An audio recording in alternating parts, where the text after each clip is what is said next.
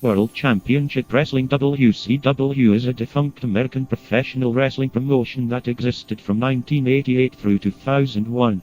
It began as a promotion affiliated with the National Wrestling Alliance (NW) that appeared on the national scene under the ownership of media mogul Ted Turner and based in Atlanta, Georgia. The name came from a wrestling television program that aired on TBS in the 1980s, which had taken the name from an Australian wrestling promotion of the 1970s. In the 1990s, World Championship Wrestling, along with the World Wrestling Federation, the WWF, were the top two wrestling promotions in the United States. Its flagship show WCW Monday Night Raw went head-to-head with WWF Raw's war in a ratings battle known as the Monday Night Wars. However, lackluster storylines, the increasing popularity of the WWF's Attitude Era, interference and restrictions from Time Warner eventually led to its decline and eventual acquisition of key assets by its main competition, Vince McMahon and the WWF, now known as the WWE. Although World Championship Wrestling was a brand name used by promoter Jim Burnett for his Australian promotion, the first promotion in the United States to use the World Championship Wrestling brand name, though it was never referred to as WCW on a wide scale, was Georgia Championship Wrestling, known as GCW. GCW, owned primarily by Jack Briscoe and Gerald Briscoe and booked by Ole Anderson, was the first NWA territory to gain cable television access. Being broadcast on Channel 17 of Ted Turner's superstation TBS, the show was broadcast every Saturday evening, from 6:05 p.m. EST to 8:05 p.m. Estate. After founding his own company, Titan Sports Inc. in 1982, Vincent K. McMahon purchased his father's Capital Wrestling Corporation (CWC) and merged it into Titan Sports Inc. Under his leadership, the World Wrestling Federation (WWF) became the top promotion in North America, and GCW devised the name World Championship Wrestling in an effort to compete. In 1982, GCW changed the name of its television show and thus its public face to World Championship Wrestling, since it was already starting to run shows in neutral territories such as Ohio, Pennsylvania and Michigan. These efforts helped to keep GCW competitive against the WWF, as both promotions had secured television deals and were trying to become national, as opposed to regional, entities. The change in name helped make GCW the top promotion once again, until the WWF was able to officially leave the NWA and create the show WWF All-American Wrestling. The NWA, led by the president of Mid-Atlantic Championship Wrestling, Jim Crockett, Jr., countered by creating Starrcade in the fall of '83, the main event of which featured Ric Flair defeating Harley Race in a critically acclaimed steel cage match to win the NWA World Heavyweight Championship, which he would hold on 9 separate occasions. The success of Starrcade would elevate Flair to superstar status. He would become the franchise player of Jim Crockett Promotions and is largely responsible for the success of JCP during the mid to late '80s. The success of Starrcade would also succeed in propelling the NWA back to the top, but Vince McMahon again regained the lead with Hulk Hogan's dramatic world title victory at Madison Square Garden on January 23, 1984, as well as the creation of the television show Tuesday Night Titans. On April 9, 1984, the Briscoe brothers sold their shares in GCW, including their prime-time slot on the TBS cable television network, to Vince McMahon.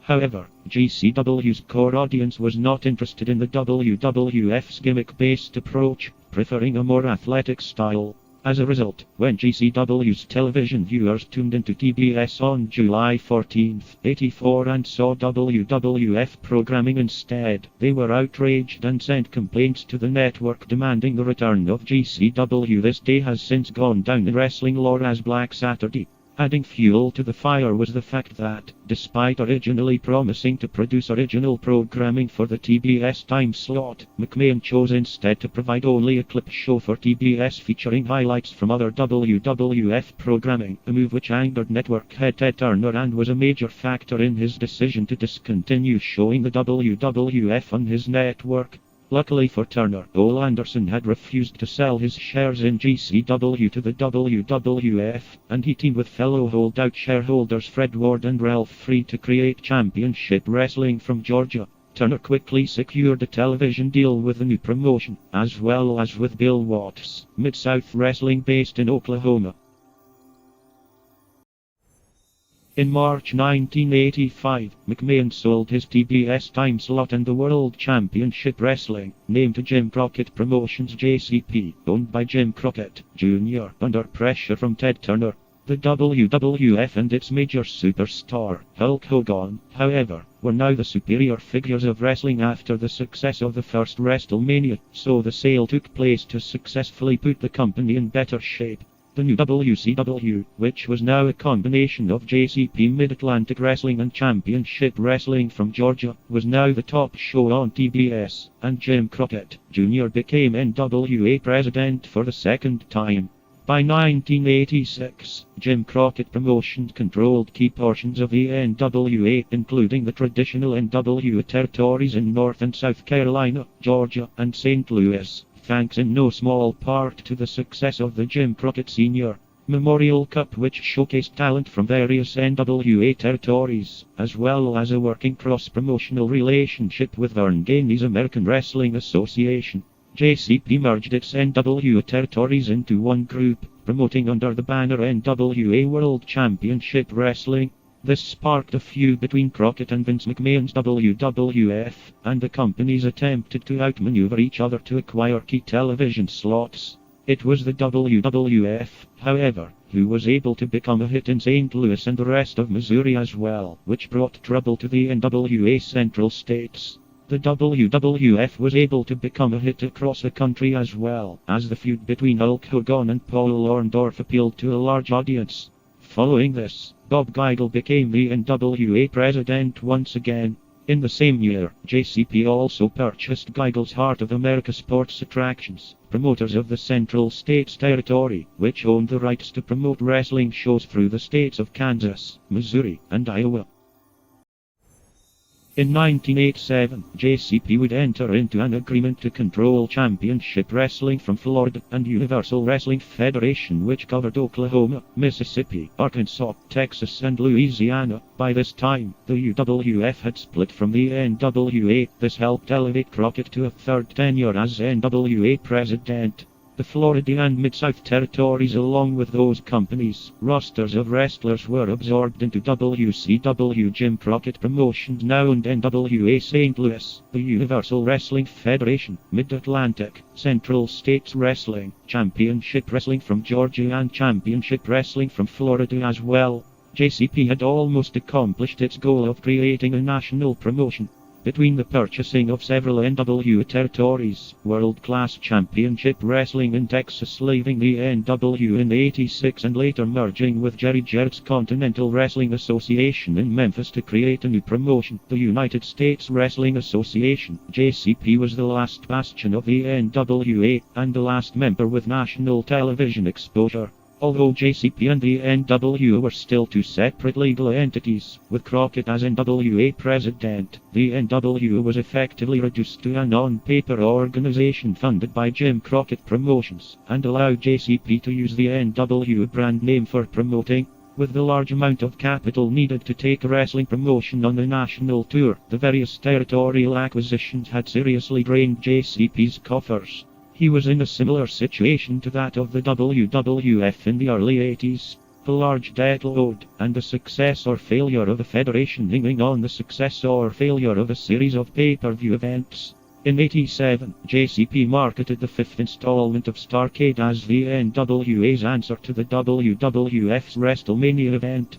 However, the WWF promoted their first Survivor Series event on the same day. The WWF informed cable companies that if they chose to carry Starrcade, they would not be allowed to carry future WWF events. The vast majority of companies showed Survivor Series. Only 5 opted to remain loyal to their contract with Crockett, resulting in only an $80,000 profit after expenses. In January 1988, JCP promoted Bunkhouse Stampede, and McMahon counter-programmed with the first Royal Rumble on USA Network. Both NW events achieved low buy rates, and the resulting financial blow led to the beginning of the end for JCP. The decision to hold these events in Chicago and New York alienated the Crockett's main fan base in the Carolinas, hampering their drawing power for arena shows in the Southeast. In 1984, Crockett had signed Dusty Rhodes and made him booker for World Championship Wrestling. Rhodes had a reputation for creativity and authored many of the memorable feuds and storylines of this period and gimmick matches like War Games. Also, Rhodes was responsible for elevating up-and-coming wrestlers such as Sting, Ricky Steamboat, Magnum TA, the Road Warriors Hawk and Animal, and Nikita Koloff, among others, to superstardom. By 1988, after 4 years of competition with Vince McMahon, and a long political struggle with champion Ric Flair, Rhodes was burnt out. Fans were sick of the dusty finish and other non-endings for shows that had obliterated the once profitable house show market. One of the last creative aspects Dusty Rhodes initiated was Clash of the Champions 1, on the night of WrestleMania 4. For a quarter hour, the Ric Flair vs.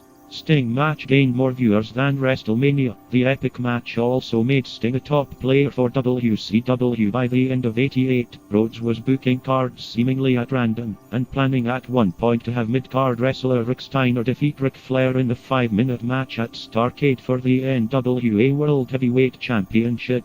After Starrcade '88, Rhodes was fired by the promotion after an angle he booked on November 26th. Where Road Warrior Animal pulled a spike out of his shoulder pad and jammed it in Rhodes' eye, busting it wide open, despite a strict no-blood policy laid down by Turner after his recent purchase of the company. To preserve the inexpensive network programming provided by Professional Wrestling, Jim Crockett Promotions was purchased outright by Turner on October 11, 1988. Originally incorporated by TBS as the Universal Wrestling Corporation, Turner promised fans that WCW would be the athlete-oriented style of the NWA. The sale was completed on November 2, 1988, with a television taping of NWA World Championship Wrestling that very same date in WCW's hometown of Atlanta. '89 proved to be a turnaround year for WCW, with Ric Flair on top for most of the year as both world champion and head booker. Flair helped bring in Ricky Steamboat and Terry Funk, and his pay-per-view matches with Steamboat were financially and critically successful. Young stars such as Sid Vicious, Sting, Scott Steiner, the Road Warriors, Brian Pillman, the Great Muta and Lex Luger were given major story leads and championship opportunities. 1990, however, would be an entirely different story, as Flair would be fired from being head booker in March 1990 after WCW talent began to argue that Flair was booking things in his favor.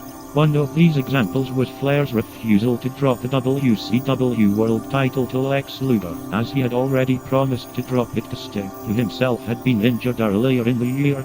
Most in the business agreed that Sting was a much better talent than Luger. Under Flair's booking, TV ratings climbed and had great pay-per-views. Flair was eventually replaced by Ole Anderson. Despite this influx of talent, WCW soon began working to gradually incorporate much of the glamour and showy gimmicks for which the WWF was better known. Virtually none of these stunts, such as the live cross-promotional appearance of RoboCop at Capital Combat in May 1990, the Chamber of Horrors gimmick, and the notorious Black Scorpion storyline succeeded. In addition, house shows were also dropping to record lows after Ole continuously pushed older wrestlers who were loyal to him during the shows. Behind the scenes, WCW was becoming more autonomous and slowly started separating itself from the historic NWA name. In January 1991, WCW officially split from the NWA and began to recognize its own WCW World Heavyweight Championship and WCW World Tag Team Championship.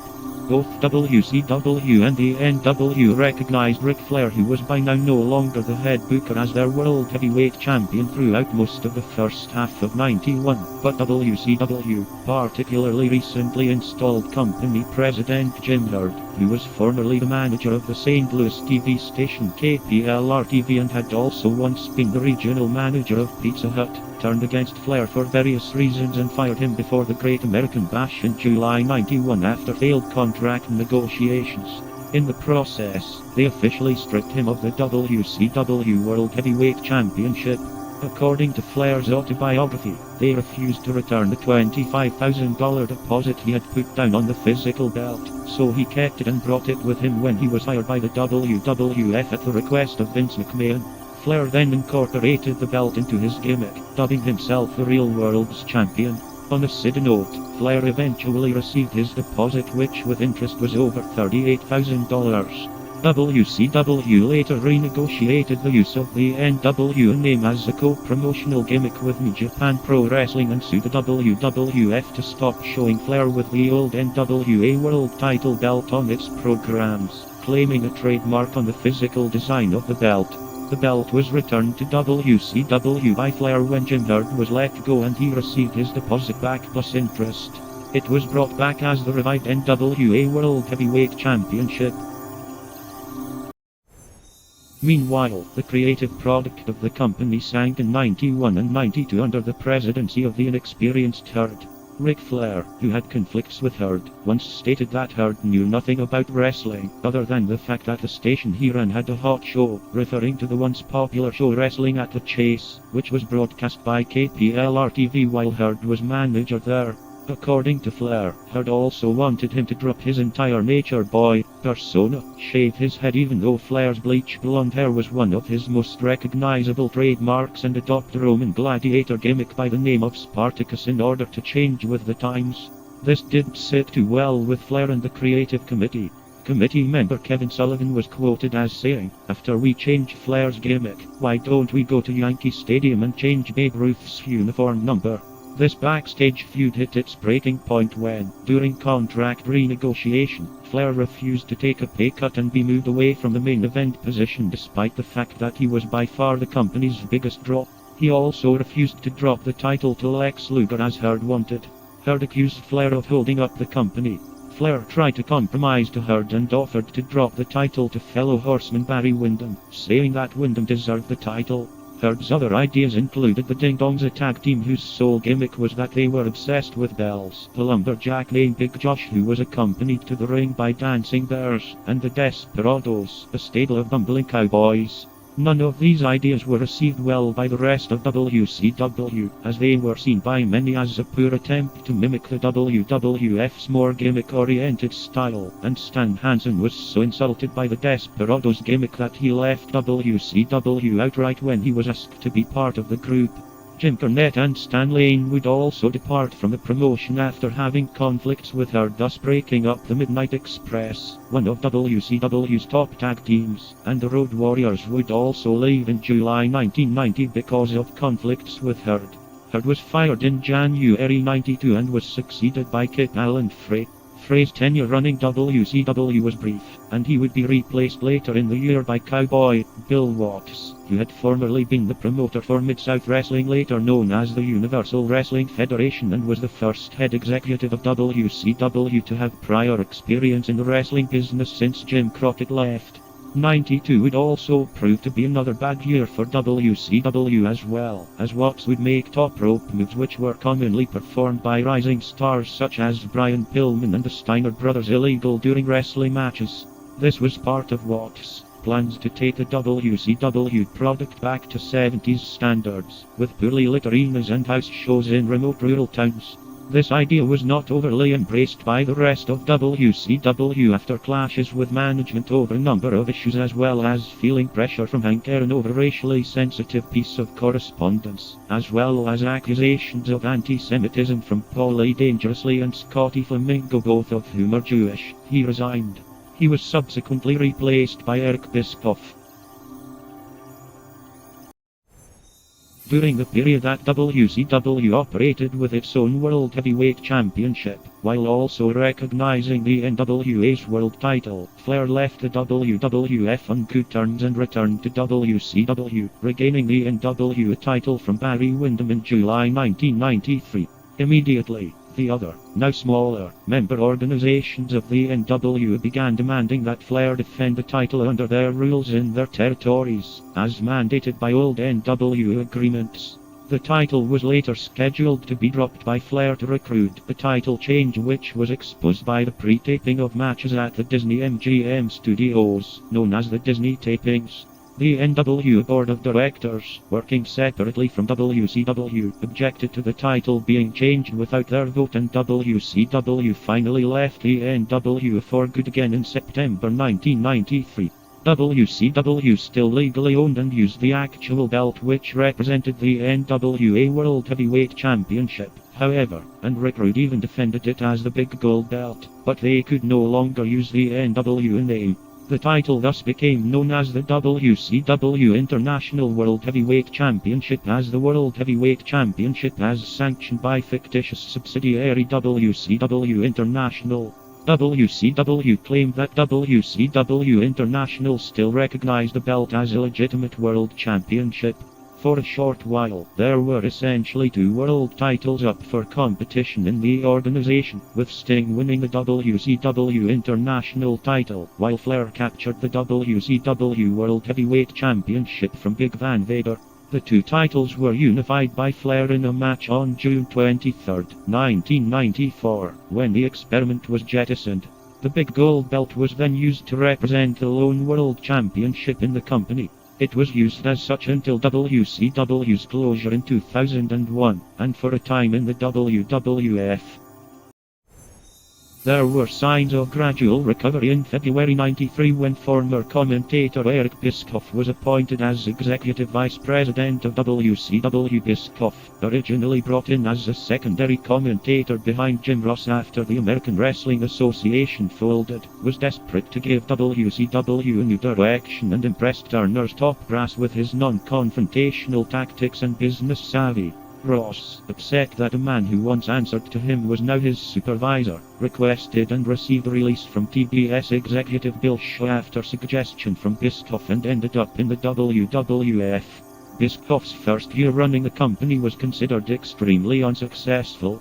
Dusty Rhodes and Ole Anderson were still in full creative control at this point, and under their watch WCW presented cartoonish storylines as well as seemingly pointless feuds with little or no build-up, for instance, The Lost in Cleveland, and Spin the Wheel, Make the Deal, angles involving Cactus Jack and Sting respectively, as well as the White Castle of Fear, and Beach Blast mini-movies. The Lost in Cleveland storyline began when Cactus Jack, real name Mick Foley, first wrestled Big Van Vader on April 6, 1993. Foley and Vader wanted an intense match, so they agreed that Vader would hit Cactus with a series of heavy blows to the face.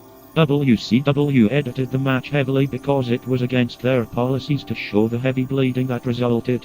Foley suffered a broken nose, a dislocated jaw, and needed 27 stitches, but won the match by countout. Because the title did not change hands on the countout, WCW booked a rematch. Foley, however, wanted some time off to be with his newborn daughter and get surgery to repair a knee injury. As a result, in the rematch with Vader on April 23, the two executed a dangerous spot to sell a storyline injury. Vader removed the protective mats at ringside and powerbombed Cactus onto the exposed concrete floor, causing a legitimate concussion and causing Foley to temporarily lose sensation in his left foot and hand. While Foley was away, WCW ran an angle where Cactus Jack's absence was explained with a farcical comedy storyline in which he went crazy, was institutionalized, escaped, and developed amnesia. Foley had wanted the injury storyline to be very serious and generate genuine sympathy for him before his return. The comedy vignettes that WCW produced instead were so bad that Foley jokes in his autobiography that they were the brainchild of WCW executives, who regarded a surefire money-making feud as a problem that needed to be solved. On July 6, 1993, WCW began the aforementioned Disney tapings, a move which would grow into a major headache for them. In order to save money, the promotion rented out a studio located at the Disney MGM Studios in Orlando, Florida, and proceeded to tape its syndicated television programming months before it was to air on television. Wrestlers were often forced to appear on camera with belts they would not actually win for several more months, exposing future WCW storylines to those in attendance, most of whom were tourists who had been coached to cheer and boo on cue. Footage of Rude with the NWO title shot at these tapings had caused the controversy with the NWO discussed above. Moreover, The tapings also caused confusion in the tag team division, as they had revealed that Arn Anderson and Paul Roma were to win the WCW World Tag Team titles from the Hollywood Blonde Stunning Steve Austin and Flying Brian Pillman. The promotion had decided to swerve the fans at the Live Beach Blast pay-per-view event in July and keep the titles on the Blondes, but the live Clash of the Champions 14 show was to take place in August before the already shot footage of Anderson and Roma as tag team champions was to begin circulating in late August. However, before the Clash event, Pillman was injured and unable to wrestle, forcing Lord Steven Regal to replace him alongside Austin. Of course, Anderson and Roma won the titles, and the Blondes, an immensely popular tag team with fans, were inexplicably broken up permanently. Clash of the Champions 14 saw WCW's reputation take another hit. In '93, Ric Flair returned to WCW from his WWF tenure, but was constrained by a no-compete clause from his WWF contract. In response, WCW gave him a talk show segment on its television shows called A Flair for the Gold, in the mold of the old Piper's Pit segments from 1980s WWF programming starring Roddy Piper. During a segment of the talk show at the Clash, WCW decided to introduce a mystery partner for the Babyfaces, a masked man known as the Shockmaster. The Shockmaster Fred Ottman, previously known as Typhoon in the WWF, was supposed to crash through a fake wall and intimidate the heels. Instead, he tripped through the wall and fell on his face on live television, inadvertently rendering himself a joke character despite winning some matches. Adding insult to injury was the Shockmaster's mask, which was unmistakably a Star Wars stormtrooper helmet bedazzled in glitter and silver paint, falling off of his head. Dusty Rhodes later claimed that a 2x4 was placed on the bottom of the wall, which had not been there on a successful rehearsal, which caused Ottman to trip and stumble. By November '93, WCW decided to once again base the promotion around Ric Flair. This was seen as more or less a necessity after prospective top babyface Sid Vicious was involved in an incident with Arn Anderson which resulted in hospitalization of both men while on tour in England 8 weeks before Starrcade and was fired. Flair then placed his career on the line against Big Van Vader for the WCW World Heavyweight Championship. Flair won the title at Starrcade and was once again made Booker.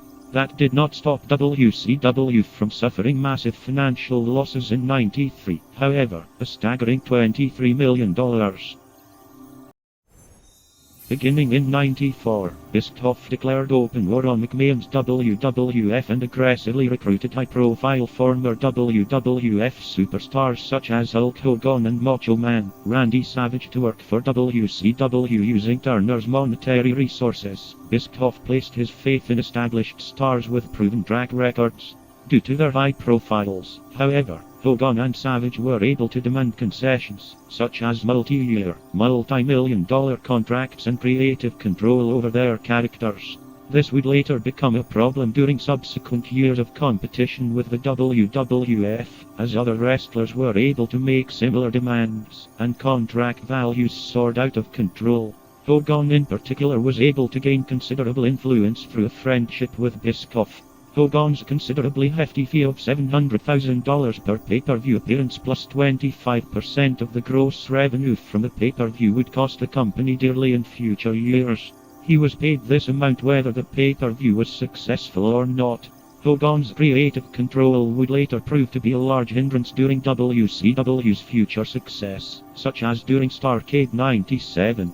Nevertheless, WCW's first major pay-per-view event since Hogan's hiring, Bash at the Beach, saw the former WWF mainstay cleanly defeat Ric Flair for the WCW World Heavyweight Championship. The two had worked for the WWF at the same time from '91 to '92, and a feud was teased between them, but the big money match originally planned for WrestleMania 8 was changed to Flair vs Savage and Hogan vs Sid. When WCW delivered the match, the event drew high buy rate by WCW standards due to mainstream intrigue and hype. In December '94, Savage would debut in WCW and competition began heating up even more between the WWF and WCW in '95. A new pay-per-view event called Uncensored was created and the Great American Bash, which had not aired since '92, was revived as well.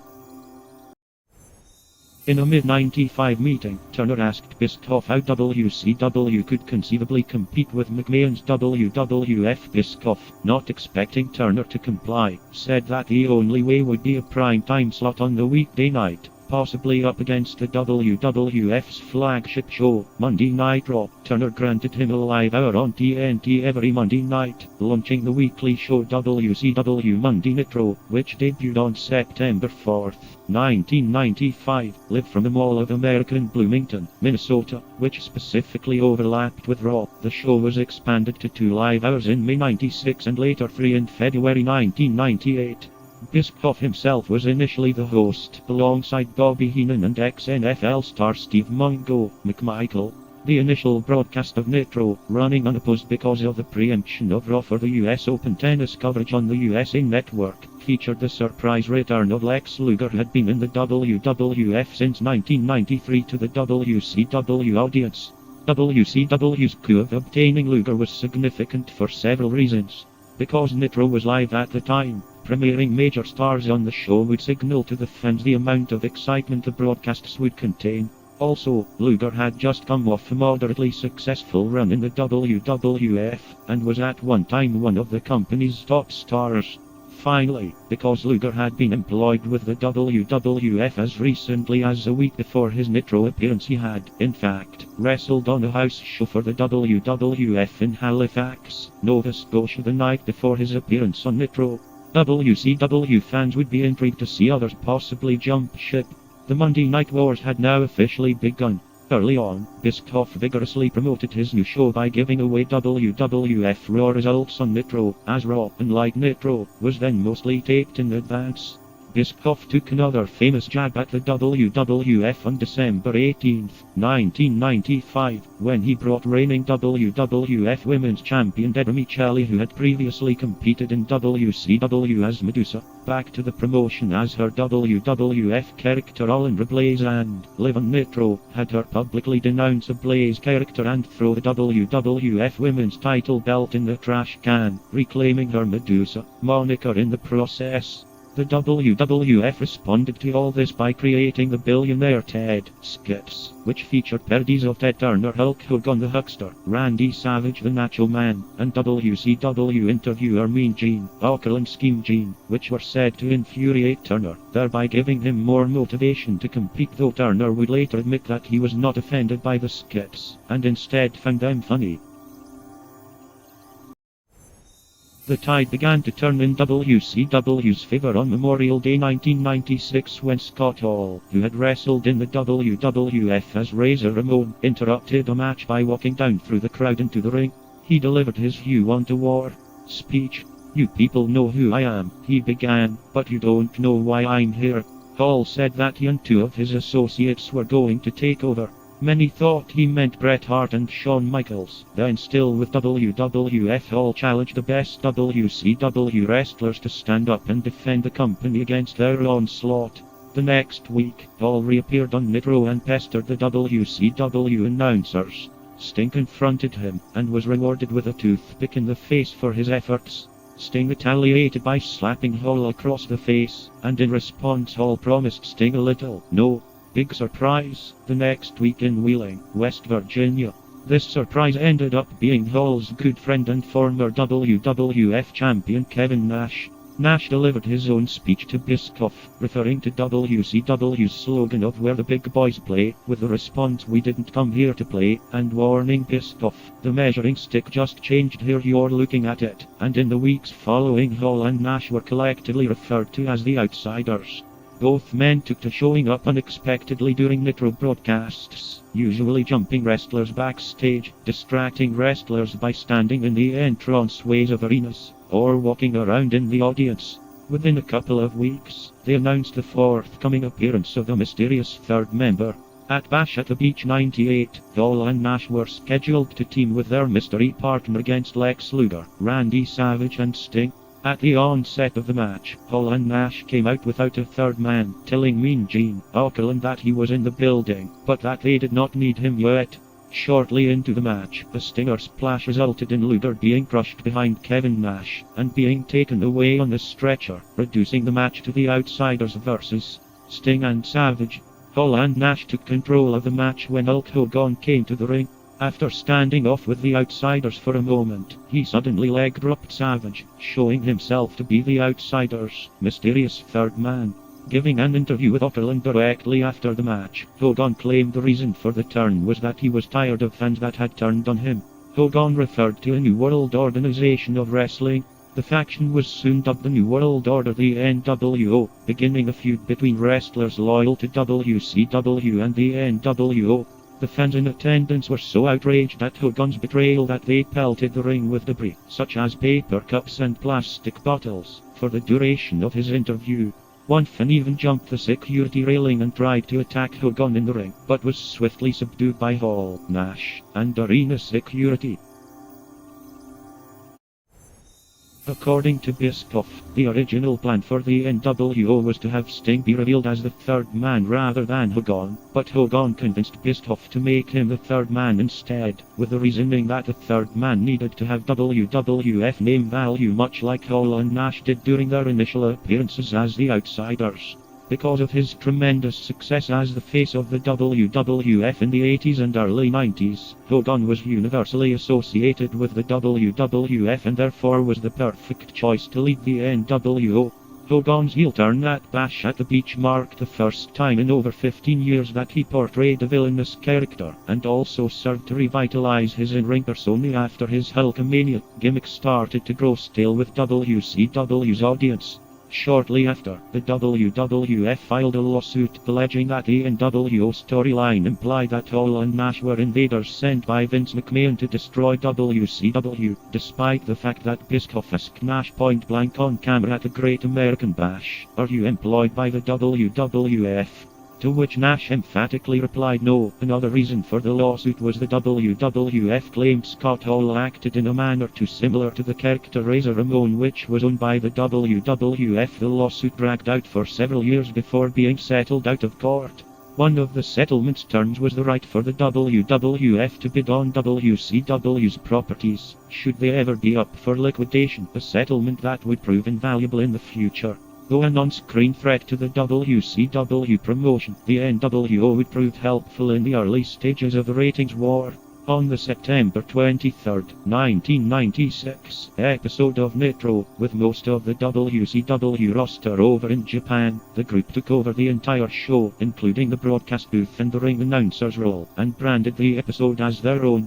The Giant was the ring announcer and Hollywood Hogan, 6, Kevin Nash, Scott Hall, Vincent, Ted DiBiase, and Eric Bischoff, who was not part of the faction at the time, were at the broadcast table. Largely due to the NWO angle, Nitro defeated Raw for 84 consecutive weeks.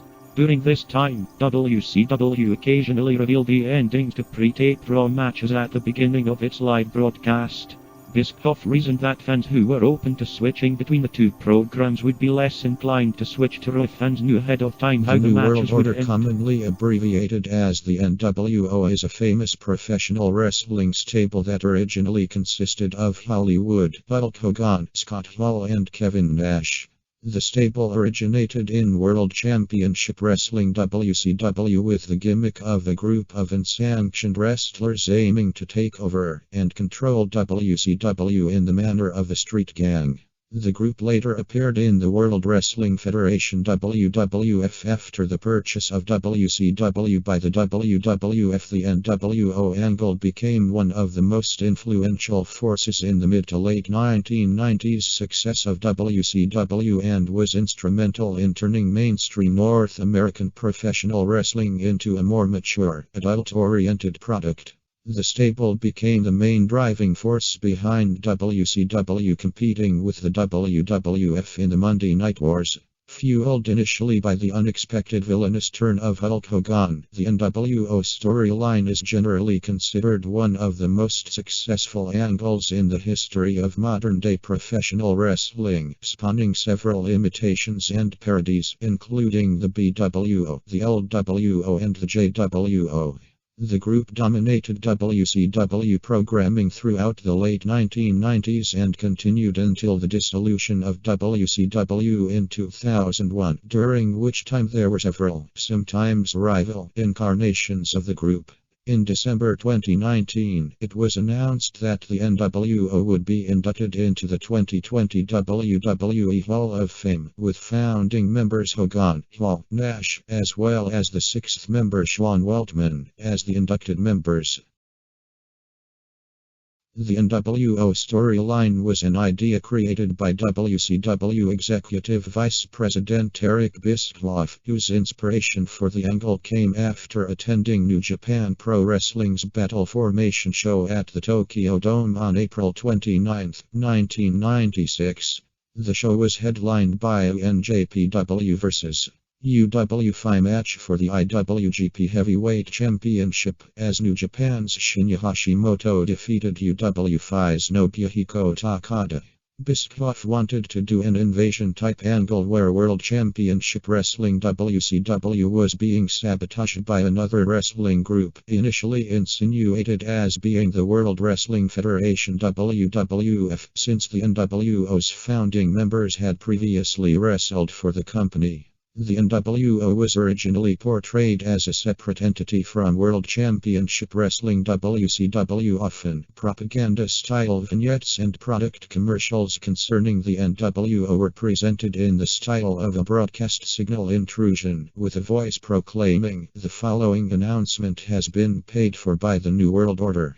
Others, such as Kevin Nash, television director Craig Leathers, Chief WCW Booker Terry Taylor, and Taylor's assistants Kevin Sullivan and Paul Orndorff, all contributed their own ideas to the NWO concept. For instance, the logo of the group was designed by Orndorff. Scott Hall is credited with the group's trademark and signals, and Taylor belatedly scrawled the group's most popular catchphrase, "When you're NWO for life," in one segment he scripted for WCW Monday Nitro in late 1996. On May 19, 1996, Scott Hall and Kevin Nash wrestled their final matches as Razor Ramon and Diesel respectively in the World Wrestling Federation WWF and signed with World Championship Wrestling WCW shortly after. Hall appeared on the May 27, 1996 edition of Nitro, which emanated from the Macon Coliseum in Macon, Georgia. As the Muller and Steve Dahl wrestled, Hall emerged from the crowd and entered the ring, bringing the match to a halt, and called for the ring announcer's microphone. "You all know who I am," Hall said to the stunned crowd, "but you don't know why I'm here." He went on to deliver what became known as the "You Want a War" speech, stating that he and unnamed allies had a challenge for WCW Executive Vice President Eric Bischoff and any WCW wrestlers. As the episode neared its end, Hall accosted Bischoff, who was also the lead broadcaster for Nitro at the time, in the broadcast booth and demanded that he tell WCW owner Ted Turner to pick 3 of his best wrestlers for a war. The next week, Hall claimed to have a big surprise for fellow professional wrestler Sting. On the following Nitro, the big surprise was revealed to be Nash and were dubbed the Outsiders, randomly appearing at World Championship Wrestling WCW events to cause trouble and inevitably be let out of the building by WCW security. Hall and Nash were both fully employed by WCW, but the storyline implied that they were World Wrestling Federation WWF wrestlers invading World Championship Wrestling WCW. This was enough of a concern to the WWF that it considered legal action over Hall and Nash's antics. Hall was the bigger concern to the WWF, as he had not fully distanced himself from his Razor Ramon character, continuing to act like Razor and speaking with Razor's pseudo-Cuban American accent. World Championship Wrestling WCW attempted to address these concerns at the Great American Bash in June 1996. Bischoff promised them a match at the next pay-per-view event, and then directly asked both Hall and Nash if they were employed by the World Wrestling Federation, to which they both said no. The WWF, still unsatisfied, filed a lawsuit claiming that Bischoff had proposed inter-promotional matches that would air on TBS, associating the two promotions with each other. Also at the Great American Bash, both Hall and Nash pressed Bischoff to name his company's 3 representatives for their impending match. Bischoff said that he had found 3 men who would answer their challenge, but would not name them. Bischoff held a draft on Nitro to determine WCW's representatives, and Sting, Lex Luger and Randy Savage were chosen. The match Bischoff promised, a 6-man tag team match billed as the Hostile Takeover match, was scheduled as the main event of Bash at the Beach at the Ocean Center in Daytona Beach, Florida on July 7, 1996. Hall and Nash came to the ring by themselves, leaving speculation open as to who the third man was. Team WCW then entered with all 3 members wearing face paint as a sign of solidarity. Luger was hurt and badly injured right when the match started and had to be removed on a stretcher. The match reached its climax at approximately the 16-minute mark, shortly after a late tag from Sting to Savage. Savage went on the attack, nailing both the outsiders with repeated axe handle smashes from the top rope. However, while referee Randy Anderson checked on a downed Hall grabbed his shirt while Nash nailed Savage with a low blow which knocked both men to the mat. With all 4 men down, Anderson had no choice but to begin counting them out as he did not see the low blow. As he began his count, the fans' attention turned to the entrance area as Hulk Hogan entered and began walking to the ring to a loud roar from the crowd. Hall spotted him and immediately fled the ring.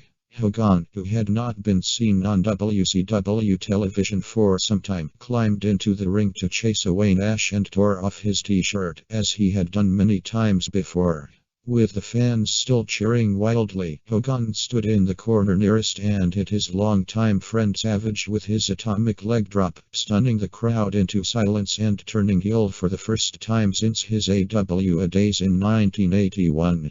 The outsiders came back into the ring to celebrate with their now revealed partner as Hogan dropped the leg on the fallen Savage a second time, and after the 3 men all shook hands, Hogan threw the referee from the ring and hit Savage one last time. The official match result was a no contest and Savage had to be carried from the ring by an exhausted Sting. After the match, Mean Gene Okerlund came to the ring and interviewed Hogan. During the interview, Hogan exclaimed that he, Hall and Nash were the New World Order of Wrestling, giving the group its name the New World Order. Hogan continued, reminding everybody of the big organization up north where Hall and Nash had come from and that he too had been there and how he had made that company a household name. Hogan followed by bringing up his signing with WCW in 1994.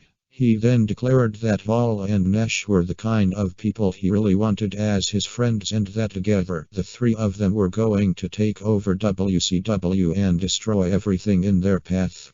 At this point, Okerlund directed Hogan to look at the debris strewn around the ring and told him that he could expect more of this if he chose to associate with Hall and Nash, subtly suggesting that Hogan should reconsider one more time. Hogan disregarded Okerlund and went into a tirade against the fans while taking another shot at Bischoff and some of the newer talent the fans were cheering. Hogan then grabbed Okerlund by the collar moments later but quickly let him go after Okerlund threatened to sue him if he didn't. The show closed with the 3 wrestlers continuing to taunt the fans, who booed and pelted them with garbage. Wrapping up the event on pay-per-view, a still stunned Tony Schiavone said, "Hulk Hogan, you can go to hell. Straight to hell." The night after Bash at the Beach, Hall and Nash appeared on Nitro without Hogan, attempting to attack Sting, Arn Anderson and Randy Savage, but were held back by WCW security. Hogan returned the next week on Nitro and assisted Hall and Nash in beating up Lex Luger and Big Bubba Rogers during Nitro's main event. He then made a challenge to then reigning WCW World Heavyweight Champion the Giant for Hog Wild in August. At Hog Wild, the newly rechristened Hollywood Hulk Hogan, often shortened to Hollywood Hogan, won the match after knocking the Giant out with his title belt.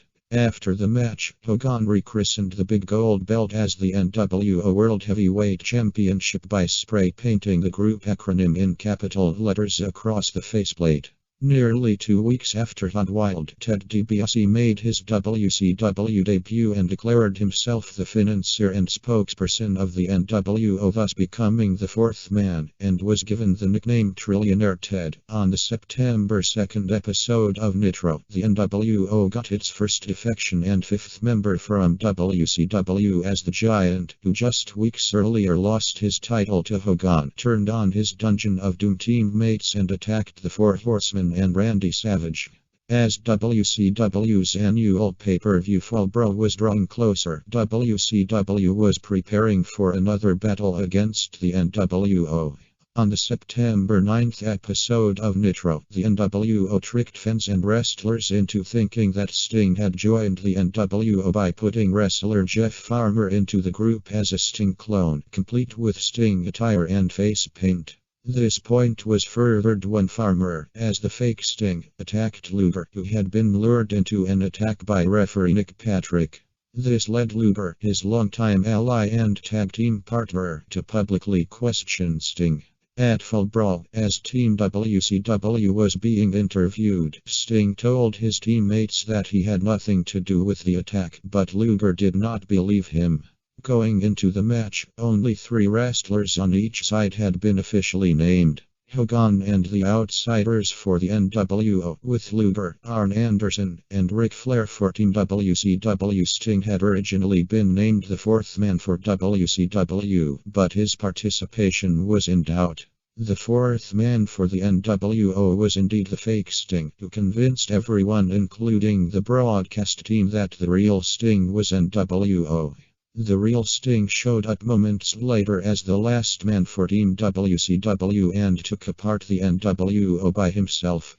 After assaulting Hogan, Hall, Nash and the fake Sting, Sting left the ring and Team WCW, yelling at an apologetic-looking Luger, "Now do you believe me?" As he did so, Team WCW, now fighting a 4-on-3 handicap match, lost when the NWO Sting locked Luger in the Scorpion Deathlock. The next night on Nitro, an angry Sting laid into his fellow wrestlers as well as the fans for doubting his true colors. He came out unexpectedly, with no music or pyrotechnics, and kept his back to the camera purposely as he spoke. "I want a chance to explain something that happened last Monday night at Nitro. Last Monday night, I was on an airplane flying from LA to Atlanta. When I got to Atlanta, I tuned in the TV to Nitro, and I thought I was watching a rerun. It was a very convincing film, often imitated but never duplicated though. And what else did I see? I saw people, I saw wrestlers, I saw commentators, and I saw best friends doubt the Stinger. That's right, doubted the Stinger. So I heard Lex Luger say, 'I know where he lives, I know where he works out, I'm gonna go get him.' So I said to myself, I'll just go into seclusion. I'll wait and see what happens on Saturday night." And I tuned in Saturday night, and what did I see? More of the same, more doubt, which brings me to Fall Brawl. I knew I had to get to Fall Brawl and get face to face with the total package to let him know that it wasn't me. And what I got out of that was no Sting. "I don't believe you, Sting." Well, all I gotta say is I have been mediator, I have been babysitter for Lex Luger, and I've given him the benefit of the doubt about 1,000 times in the last 12 months. And I've carried the WCW banner, and I have given my blood, my sweat, and my tears for WCW. So for all of those fans out there, and all those wrestlers, and people that never doubted the Stinger, I'll stand by you, if you stand by me. But for all of the people, all of the commentators, all of the wrestlers, and all of the best friends who did doubt me, you can stick it. From now on, I consider myself a free agent, but that doesn't mean that you won't see the Stinger. From time to time, I'm gonna pop in when you least expect it."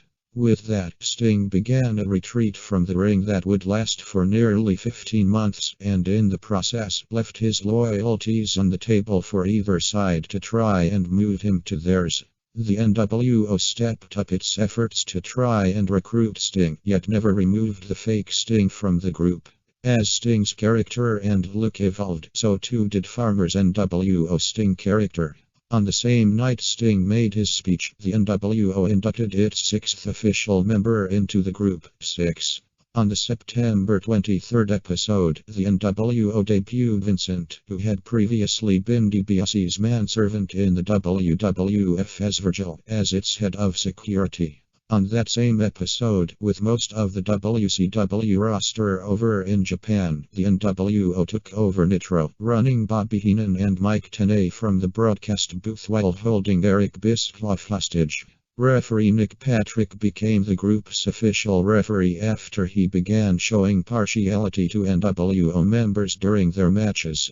Miss Elizabeth turned against the Four Horsemen and joined the group as Hogan's valet. In the storyline, WCW only recognized Hogan, Nash, and Nwo as WCW employees due to their holding WCW championships, and the other NWO members went unrecognized as WCW employees. Because of this, they were unable to wrestle other WCW wrestlers. This led to the NWO starting a segment on Saturday night called Nwo Saturday Night, where NWO stable members wrestled local jobbers inside an empty arena. The NWO also used their financing to purchase ad time during WCW programming, which amounted to low-budget anti-WCW propaganda, or hijack the broadcast signal. The NWO continued to dominate World Championship Wrestling WCW, with Hogan successfully retaining the NWO World Heavyweight Championship against Macho Man, Randy Savage and Hall, and Nash winning the WCW World Tag Team Championship from Harlem Heat Booker T and Stevie Ray at Halloween Havoc. In the meantime, the Giant stole Flair's United States Heavyweight Championship and claimed it for himself. At Halloween Havoc, Hogan's old rival Roddy Piper, whom WCW had just signed to a contract, came to the ring to confront Hogan. Piper began seeking a match with Hogan the next night. On November 18, 1996, Nitro was live at the Florence Civic Center in Florence, South Carolina, and opened with Hall and Nash physically attacking the Nasty Boys Brian Knobbs and Jerry Saggs, High Voltage Robbie Rage and Kenny Chaos, Cyclop and Galaxy, and forcing Tony Schiavone to walk off the show after they threatened him. As the show moved into its second hour, Hogan and his entourage accosted Bischoff at the announce table and forced him to say that Hogan was better than Piper, who was still seeking a match with Hogan, but whom Bischoff had not agreed on a contract with yet. At the end of the show, Piper and Bischoff began arguing in the ring. As Piper continued to badger Bischoff, the Giant entered the scene and grabbed Piper from behind. He was followed by Six, Vincent, and the Outsiders, who all stepped in to stop Piper from attacking Bischoff.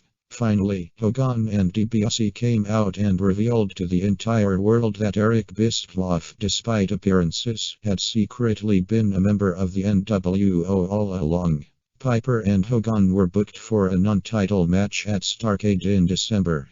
The following night on Nitro, Bischoff permanently left the broadcast booth, and his character became an egomaniacal tyrant as WCW's executive vice president, as well as a manager, and replaced DiBiase as spokesperson for the NWO while DiBiase handled the financing. At the top of the program, Bischoff issued an ultimatum to the WCW locker room. All wrestlers were given 30 days to join the group. Marcus Bagwell, Riddick Buff Bagwell, Mr. Wall Street, Big Bubba Rogers, and Scott Norton became members in the following weeks. Japanese wrestler Masahiro Chono also joined the group on December 16 and established himself as the leader of NWO Japan, a sister stable in NJPW. At Starrcade, Piper defeated Hogan. At the same event, after multiple attempts to convince Diamond Dallas Page to join, Hall and Nash attacked Page in his United States Heavyweight Championship Tournament final match against Eddie Guerrero, costing him the match. The NWO left with physical possession of the title belt. It was then given to Six, and Guerrero began feuding with him. The next night on Nitro, the Giant was kicked out of the NWO when he refused to perform a chokeslam on Piper in an NWO assault.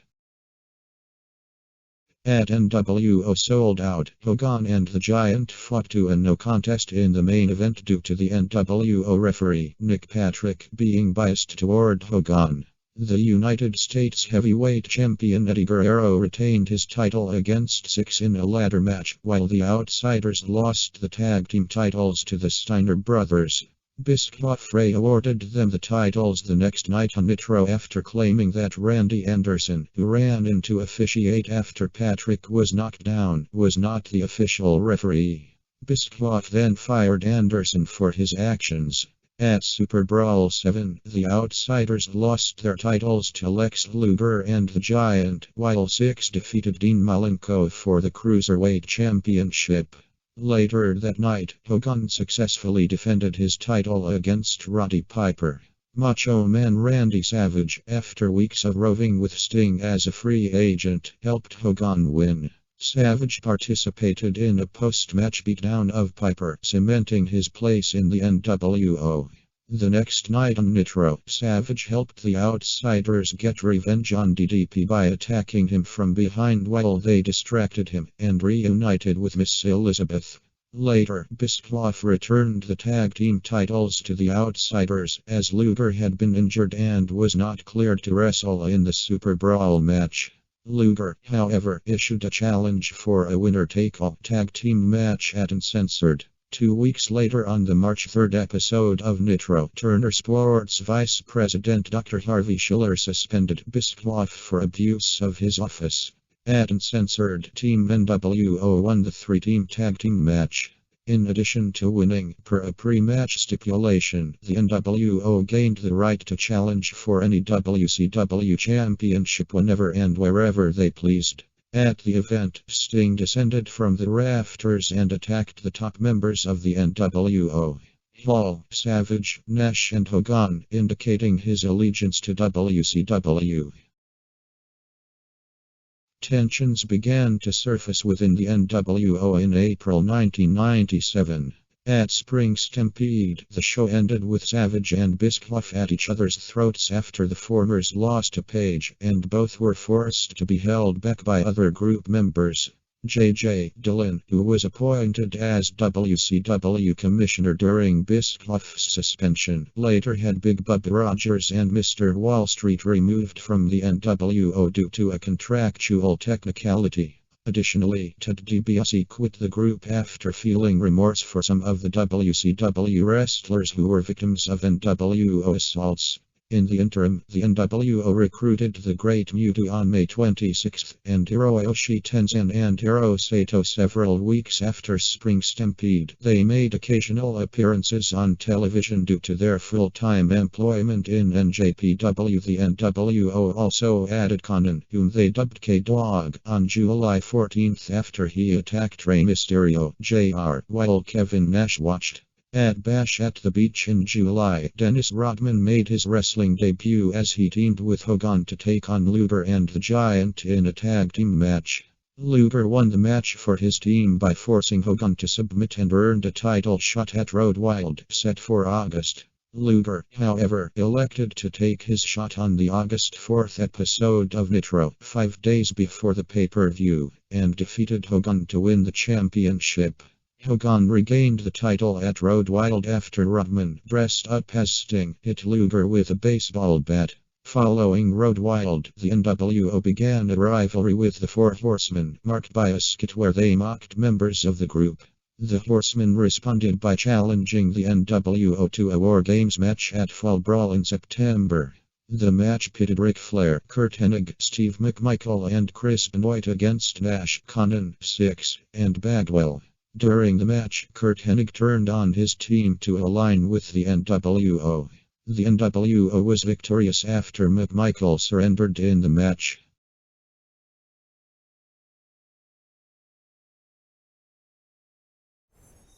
In 1997, WCW entered its peak.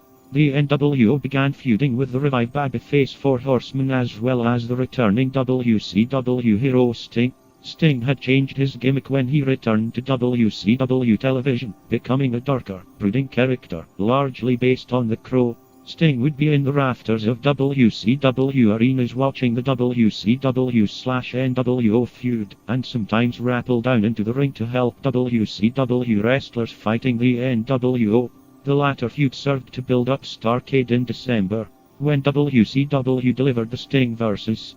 Hogan match for the WCW World Heavyweight Championship. The event drew WCW's largest buy rate, and Bischoff was largely praised in the months leading up to this event because of his refusal to give away a Sting vs.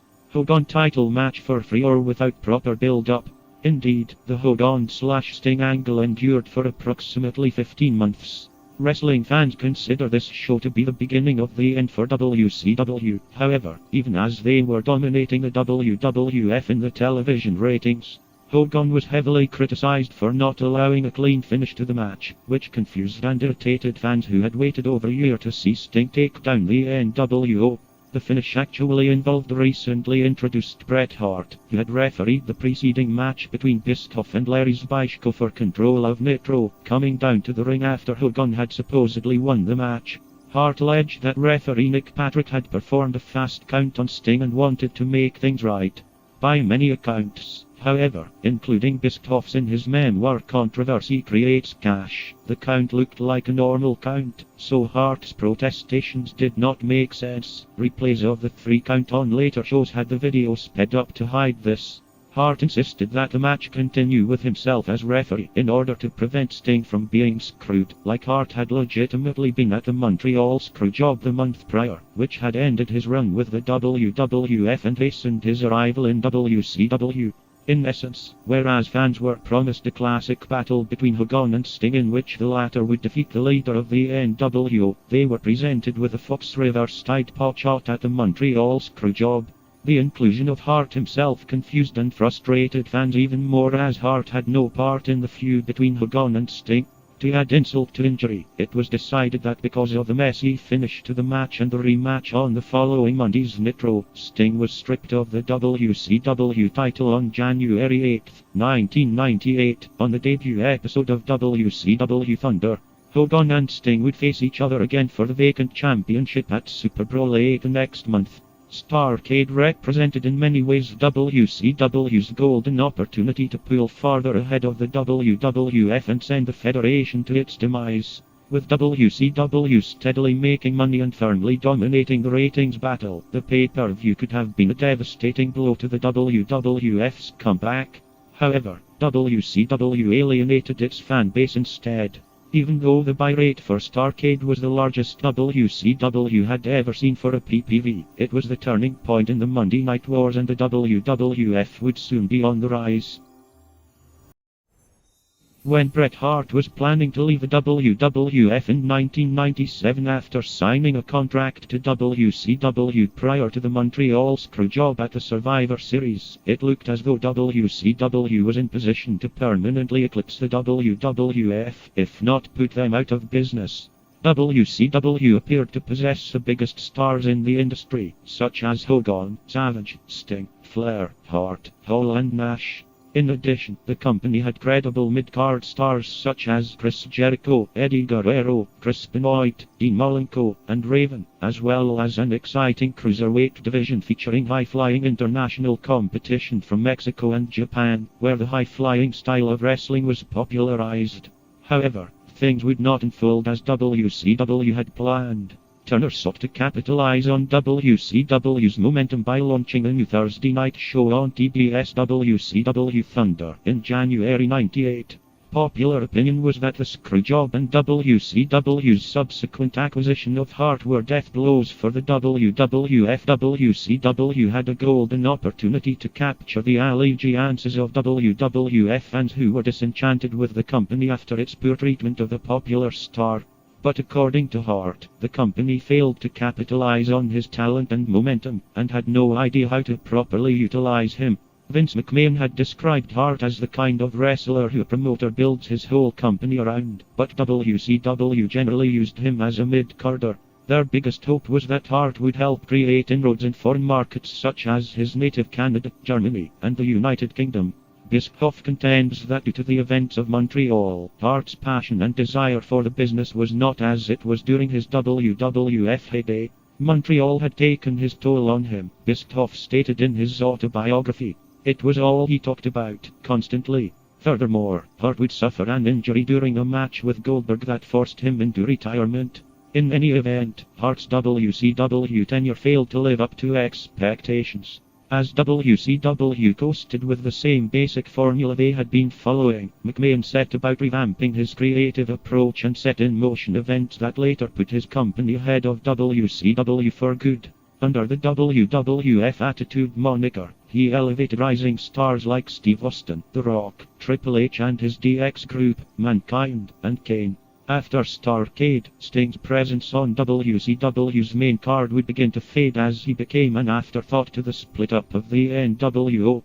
As a result, his drawing power would decrease in the coming months. Meanwhile, Austin's popularity and stardom sparked a turnaround in Monday Night Raw's ratings as he quickly became the WWF's franchise player. Ironically, it was WCW that had given Austin his first national exposure. But Bischoff did not see him as marketable and ultimately fired him in '95. McMahon himself, after having played in a supporting role on camera as the play-by-play announcer, capitalized on the ill will he received from fans for screwing Bret Hart by turning himself into an on-screen villain. The Mr. McMahon heel character feuded with babyface wrestlers and used his influence to screw them out of wins and titles. Austin's feud with McMahon began to turn the tide in the WWF's favor. The April 13, 1998 episode of Raw, headlined by a match between Austin and McMahon, marked the first time that WCW lost the head-to-head Monday Night ratings battle in 84 weeks. WWF ratings began an ascent to highs previously unheard of in wrestling on cable television. WCW attempted to counter this by dividing the NWO into the Hogan-led heel NWO Hollywood faction and the Nash-led face NWO Wolfpack faction, but this was seen by many fans as a poor rehash of the WCW vs. NWO storyline of old, with boring predictable matches and vignettes.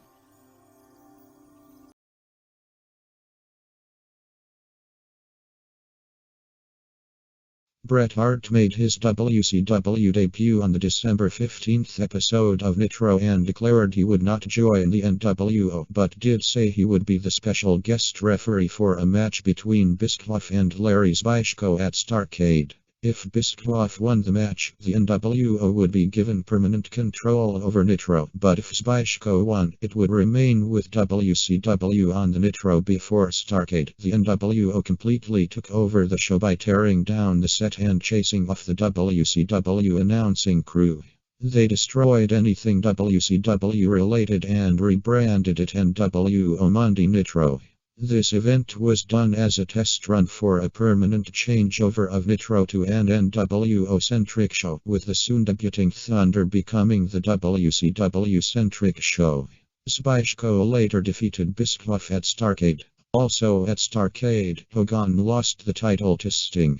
Hogan originally pinned Sting, but confusion rose when Hart appeared at ringside and accused referee and former NWO member Nick Patrick of making a fast count. In reality, Nick Patrick was supposed to make it a fast count, revealing himself to be a crooked official. Hogan then submitted to Sting's Scorpion Deathlock, and the entire WCW locker room came out to celebrate the defeat of Hogan. Shortly after Hogan lost the title at Starrcade, the NWO started showing signs of division within the group. Because of the controversy surrounding Sting's title win, J.J. Dillon vacated the title on January 8, 1998 on the inaugural episode of Thunder. In addition to the title being vacated, Scott Hall was still slated to face the world champion at Super Brawl 8 as per the stipulation surrounding his World War III win, and this also would have to be resolved with the vacant championship. New WCW Commissioner Roddy Piper resolved that at Sold Out on January 24 by declaring that since there was no champion for him to face at Super Brawl, he would face the winner of a second Hogan vs. Sting match at Uncensored in March.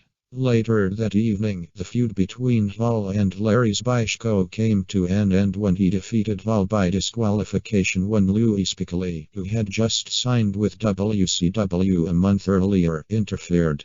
After the match, Dusty Rhodes, who had been in the broadcast booth that night and who Zbyszko had asked to come to the ring with him, joined Hall and Spiegel in attacking Zbyszko and joined the NWO, where he served as a mentor to Hall. The NWO continued to expand their ranks into the new year as former WWF star Bryan Adams jumped ship to WCW and joined the NWO. Hogan gained a second bodyguard when Ed Leslie, who had previously tried to join the NWO at Road Wild in 1996, debuted as a barely recognizable bearded biker dubbed the Disciple. At Super Brawl 8, the NWO had a mixed array of success.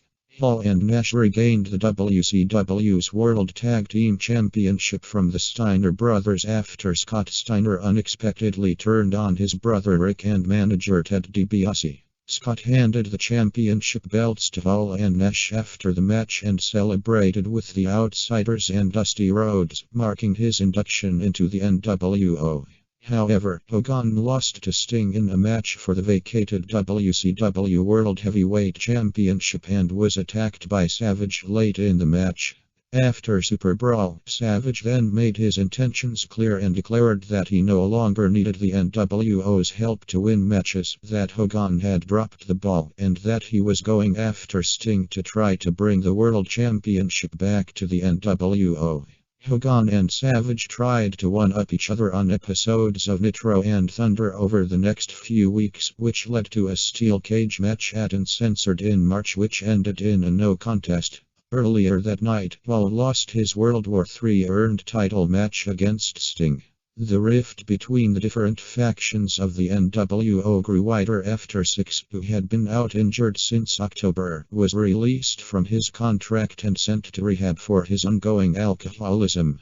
Shortly thereafter, Hall was removed from television. This led to a confrontation between Kevin Nash, Eric Bischoff, and Hogan on the March 26 episode of Thunder.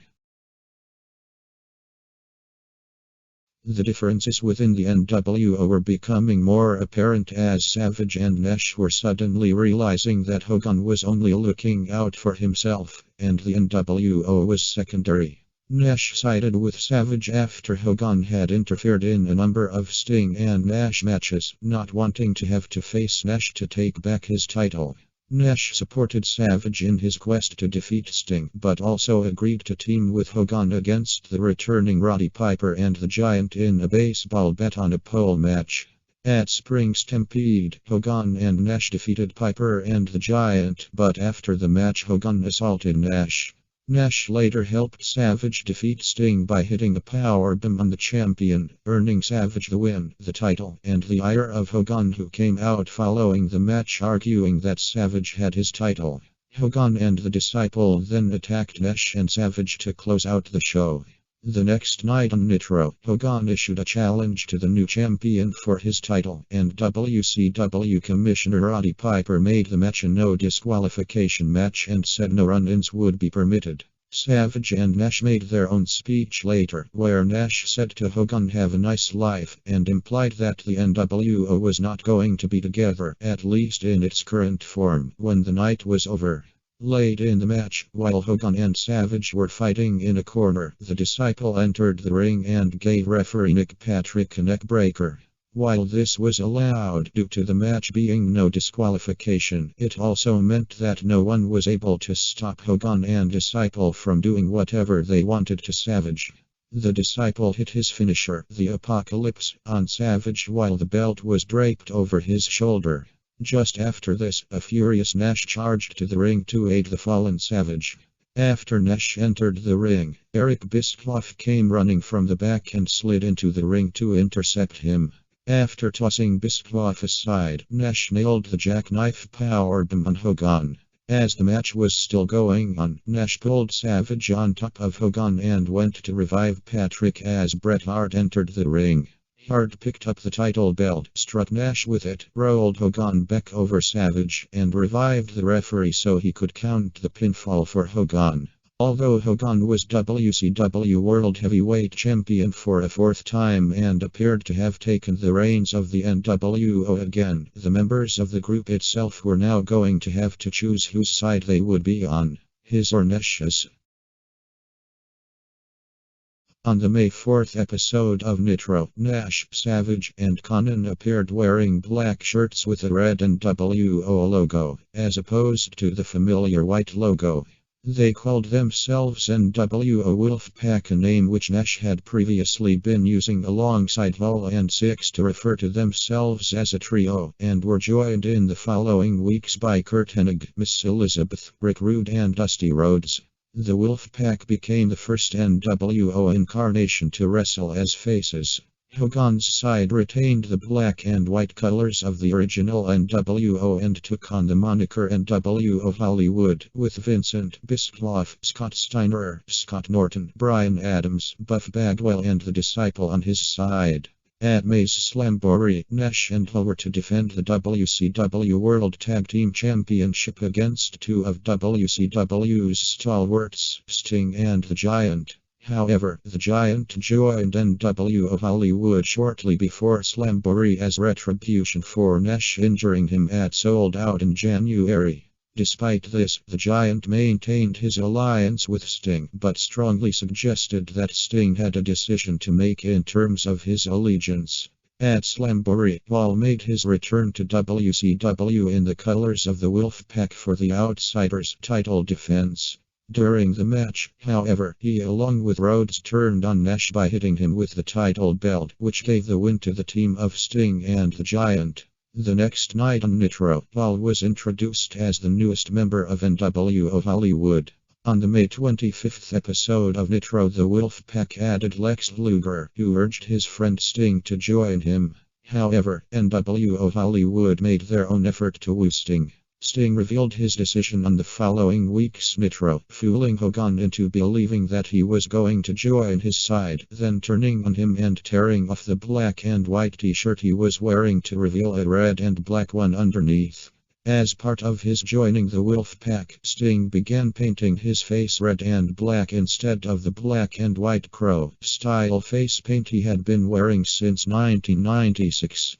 At the Great American Bash, the Wolfpack lost two members as Hennig and Rude turned on Konnan following a loss and joined NWO Hollywood.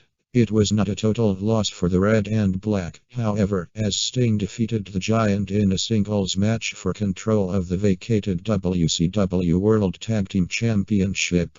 The next night on Nitro, Sting chose Nash as his tag team partner and the two began defending the titles. In yet another shocking move, Miss Elizabeth defected from Savage and the Wolfpack and joined NWO Hollywood during a shocking promo which included an on-screen kiss with Bischoff on the June 8th episode of Nitro. On the June 15th episode of Nitro, Savage had a steel cage match versus Diamond Dallas Page which featured Piper as special guest referee, and saw all three men on the receiving end of an attack by NWO Hollywood at the end of match. This attack, which resulted in a knee injury caused by a chair to his knee, would be the storyline angle for writing Savage off of TV, and he would then take a hiatus from the company to recover from at least two major knee surgeries. This was his final appearance with the Wolfpack. WCW's next big attempt to regain ratings supremacy was by marketing ex-NFL player Bill Goldberg as an invincible monster with a record-breaking winning streak. WCW marketed Goldberg as their answer to Stone Cold Steve Austin. However, Goldberg's massive popularity ultimately did little to improve WCW's flagging ratings, especially as the list of stars ready to be destroyed by Goldberg grew shorter, not to mention the declining quality of the PPVs. One of WCW's last wins in the Monday Night Ratings war was on July 6, 1998, when WCW aired Goldberg's long-awaited world title victory over Hulk Hogan on free television. This significantly increased the rating for the show, but only for that week. Such a match could likely have generated millions, possibly tens of millions for WCW on pay-per-view had the angle been built up properly for a matter of months. On September 14, 1998, WCW won the ratings war once again with a memorable moment that featured Ric Flair's return to WCW. Flair had been absent from WCW programming for a brief period prior to this due to having legitimate conflicts with Eric Bischoff to reform the legendary Four Horsemen. Nitro ended the night with a 4.5 rating, as opposed to the 4.0 rating attained by Raw.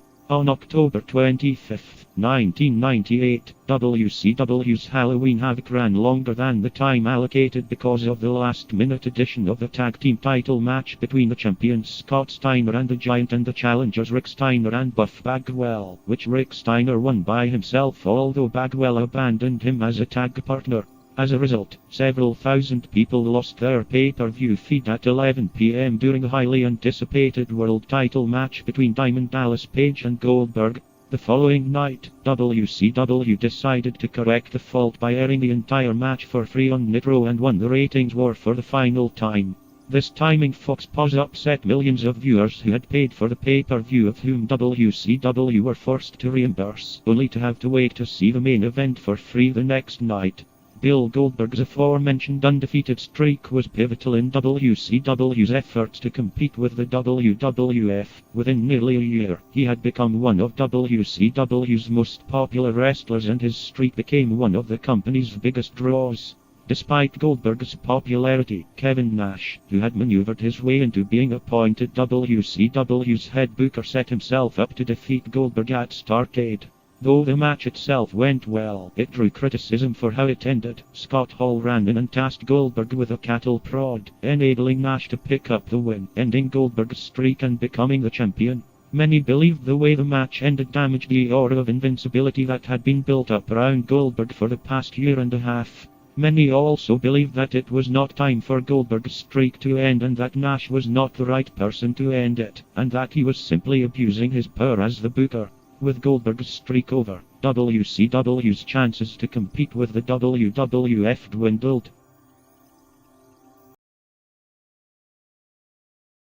In the meantime, a new contender for Hogan's championship emerged in undefeated rookie and United States heavyweight champion Goldberg, who had run off an impressive string of victories. On the July 2, 1998 episode of Thunder, Goldberg was granted a title match against Hogan for the July 6 episode of Nitro. However, Hogan changed his mind and forced Goldberg to wrestle Scott Hall in order to earn his title match. Goldberg defeated Hall and then topped Hogan in the main event to win his first WCW World Heavyweight Championship. After his loss to Goldberg, Hogan turned his attention to celebrity matches for the next 2 months, wrestling in 2 tag team matches at Bash at the Beach and Road Wild. Hogan won the first match with Dennis Rodman over Diamond Dallas Page and Karl Malone. The second match was a culmination of a storyline involving several Tonight Show skits involving Jay Leno making fun of Hogan, which resulted in Hogan and Eric Bischoff taking over the show and Diamond Dallas Page coming to save the day. Hogan and Bischoff lost to Page and Leno thanks to interference from Kevin Eubanks. Meanwhile, the feud between Scott Hall and Kevin Nash continued while Nash continued to defend his half of the tag team championship with Sting. On the July 20th episode of Nitro, Hall and the Giant challenged the champions to a match for the tag team titles. Late in the match, Bret Hart, who had been feuding with Sting over the previous few weeks, came out in an attempt to attack Sting. Sting knocked Hart to the floor and climbed the turnbuckle to taunt him, but the momentary lapse in concentration enabled Hall to pin Sting to win the WCW World Tag Team Championship back to the black and white. NWO Hollywood added a new member to its ranks on the August 24th episode of Nitro when Stevie Ray joined their stable.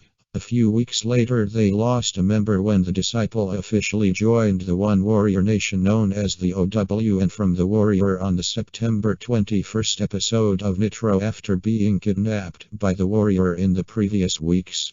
The feud between Hall and Nash culminated in a singles match at Halloween Havoc in October, where Hall earned a count-out win after Nash left the ring. Nash later stated that he didn't care about winning the match, he just wanted his friend back. On the same night, Hogan defeated the Warrior when Hogan's nephew, Horace, interfered and joined NWO Hollywood. Bret Hart defeated Wolfpack member Sting, putting him out of action for about 6 months. This was Sting's final appearance with NWO Wolfpack. At World War III, NWO Hollywood attacked Scott Hall and kicked him out of the group for disrespecting Hogan and Bischoff a few weeks earlier. Kevin Nash won the 60-man Battle Royal and earned a WCW World Heavyweight Championship shot against the still undefeated Goldberg. On the Thanksgiving episode of The Tonight Show with Jay Leno, NWO Hollywood leader Hollywood Hogan announced his retirement from professional wrestling, and Scott Steiner went on to assume the leadership role in the NWO Hollywood faction. On the November 30th episode of Nitro, Dusty Rhodes was appointed by Bischoff to be special guest referee during the Barry Windham vs. Dean Malenko match later that night, but during the match Rhodes turned on Windham & Bischoff and quit the NWO for good, which resulted in him getting kayfabe fired by Bischoff. At Starrcade, Nash handed Goldberg his first loss and won the WCW World Heavyweight Championship. Hall interfered in the match and shocked Goldberg with a taser, incapacitating him long enough for an oblivious Nash to hit the jackknife powerbomb and score the win. On the first Nitro after Starrcade on December 28, the main event would be between WCW/NWO President Eric Bischoff and WCW's franchise player Ric Flair. This was after months of feuding and weeks of demanding a match against Bischoff for the presidency of the company. Flair declared he would give up all his possessions if he lost. The match was made by Bischoff, who believed that Flair would not be able to compete after he had a kayfabe heart attack during the promo. Flair, despite interference by the Giant which led to the shocking return of Savage, who shockingly assisted Flair and quit the NWO for good, defeated Bischoff in the match to become WCW president for 90 days, and Bischoff was relegated back to his old position as an on-air commentator. The ending of the match symbolized a new beginning for WCW heading into 1999 and appeared to be the possible conclusion to the NWO storyline. As 1999 began, the divided NWO factions were headed by world champion and de facto leader Nash, who was unhappy with Hall's actions at Starrcade, and Scott Steiner, who had taken over NWO Hollywood following Hogan's retirement in November. On the first Nitro of the new year, which took place at Atlanta's Georgia Dome, Nash and Goldberg were scheduled to face off in a Starrcade rematch as Nash had promised on the December 28th episode of Nitro. However, NWO Hollywood accused the former champion of stalking Miss Elizabeth, and Goldberg was arrested and taken from the arena in handcuffs. Later that night, Hogan made his return to WCW for the first time since November 1998 and was challenged by the reigning champion. Hogan accepted Nash's request and took Goldberg's place in the main event. In the match, after the bell rang to begin the bout, Hogan poked Nash in the chest, after which Nash fell to the mat. Hogan covered Nash for the win and became champion again. After the win, Hogan celebrated in the ring with Nash, Hall, and Scott Steiner, revealing that it was all a conspiracy and the NWO had reunited under what would be known as the NWO Elite label. However, while Hogan, Hall, Nash, Steiner, Lex Luger, Conan, Buff Bagwell, Eric Bischoff and Miss Elizabeth were part of the new NWO Wolfpack Elite, the undercard wrestlers in the NWO the Giant, Kurt Hennig, Horace Hogan, Stevie Ray, Brian Adams, Scott Norton, and Vincent were still in the black and white colors of NWO Hollywood and never were officially assimilated back into the group. The NWO Wolfpack Elite quickly began to trim the fat by eliminating a few guys from the newly reunited NWO entirely. First, Conan and the Giant were both kicked out on the January 11th episode of Nitro, and then Hennig was kicked out on the January 25th episode of Nitro. The subtractions of the Giant and Hennig from the NWO Black and White left a short-lived group sardonically labeled the NWO B-Team by fans and commentators. This B-Team was a staple of WCW programming throughout 1999, and it officially consisted of Stevie Ray, Brian Adams, Vincent, Horace, and Scott Norton. Stevie Ray eventually became their leader after winning a four-man battle royal match on the April 5th episode of Nitro. WCW slid into a period of extravagant overspending and creative decline. The reasons and the people responsible are still a matter of debate. One possible reason was the overuse of celebrities in pay-per-view matches, such as Dennis Rodman and Jay Leno. Also, WCW's credibility was damaged by product placement, such as Rick Steiner trading barbs with Chucky the Killer Doll in order to advertise the 1998 film Bride of Chucky. In addition, top-level stars had no motivation to excel in the ring due to their long-term contracts. WCW did not promote its younger stars to the company's top slots, a charge admitted by Bischoff. Despite having talented younger wrestlers like Chris Jericho, Chris Benoit, Dean Malenko, Billy Kidman, Chavo Guerrero, JR, Eddie Guerrero, Perry Saturn, Raven, Booker T, and Rey Mysterio, JR, on its roster, they were kept away from the main event scene. Of these wrestlers listed, 5 would go on to headline main events in WWF and become world champions. Both Eddie Guerrero and Booker T have also since been inducted into the WWE Hall of Fame for their in-ring achievements, something WCW bookers believed these men would never be able to sell as. WCW programming had started to decline in quality, leading to a loss of viewers, and the company reacted by throwing money at personalities, something it could ill afford to do. Talents were reportedly signed to keep them from appearing on WWF television.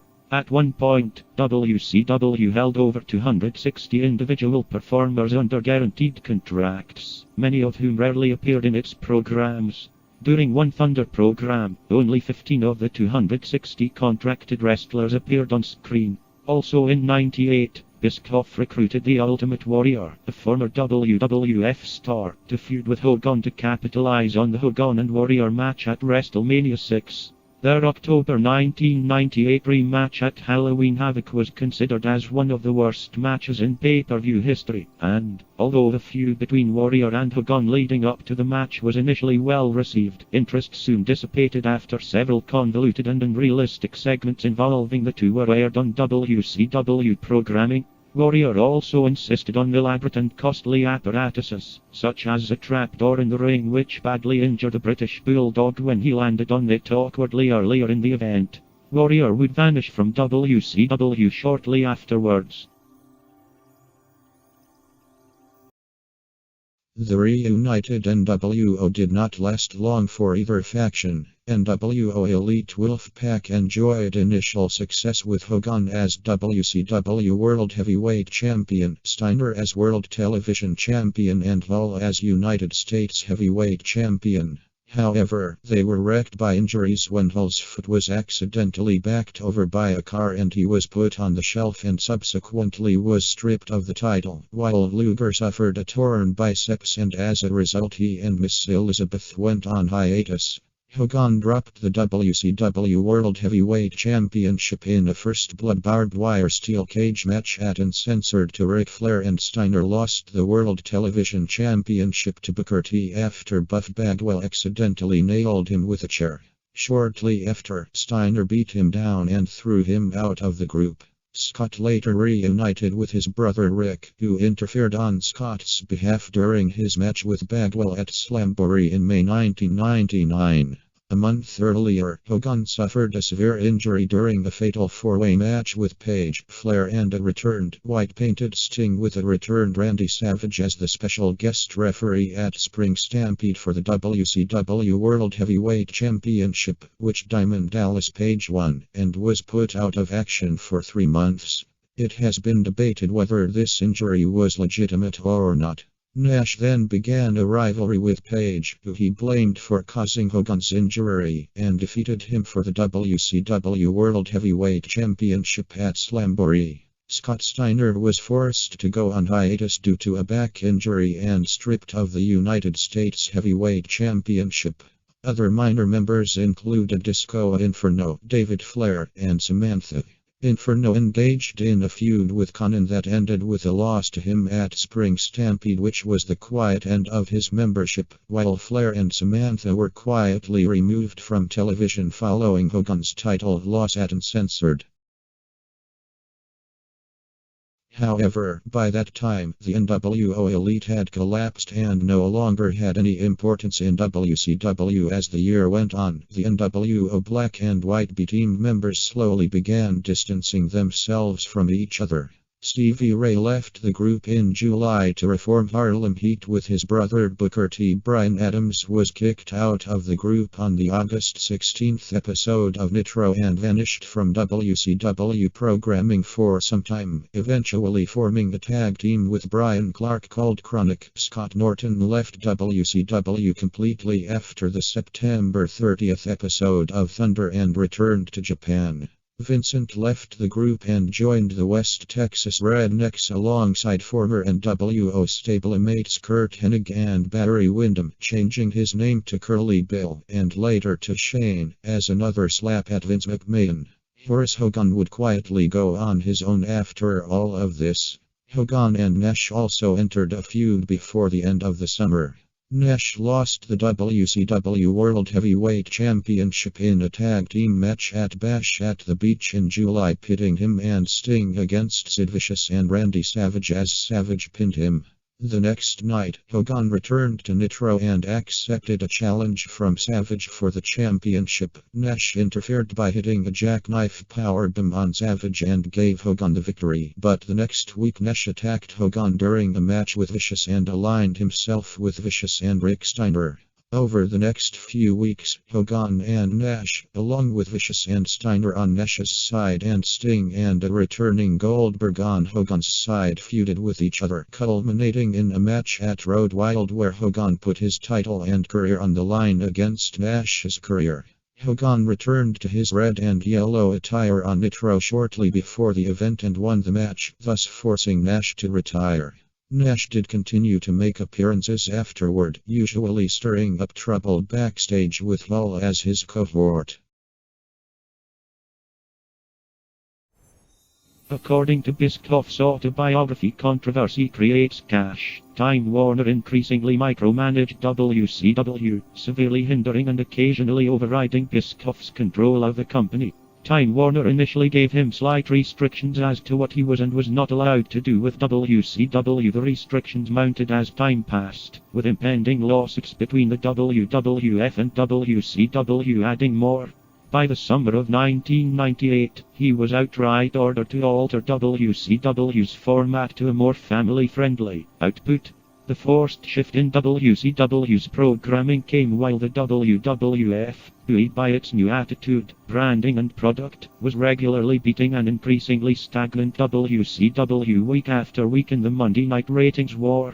Also, Time Warner had ordered WCW, like the other companies under Time Warner ownership, to slash their budget, putting even more strain on the company.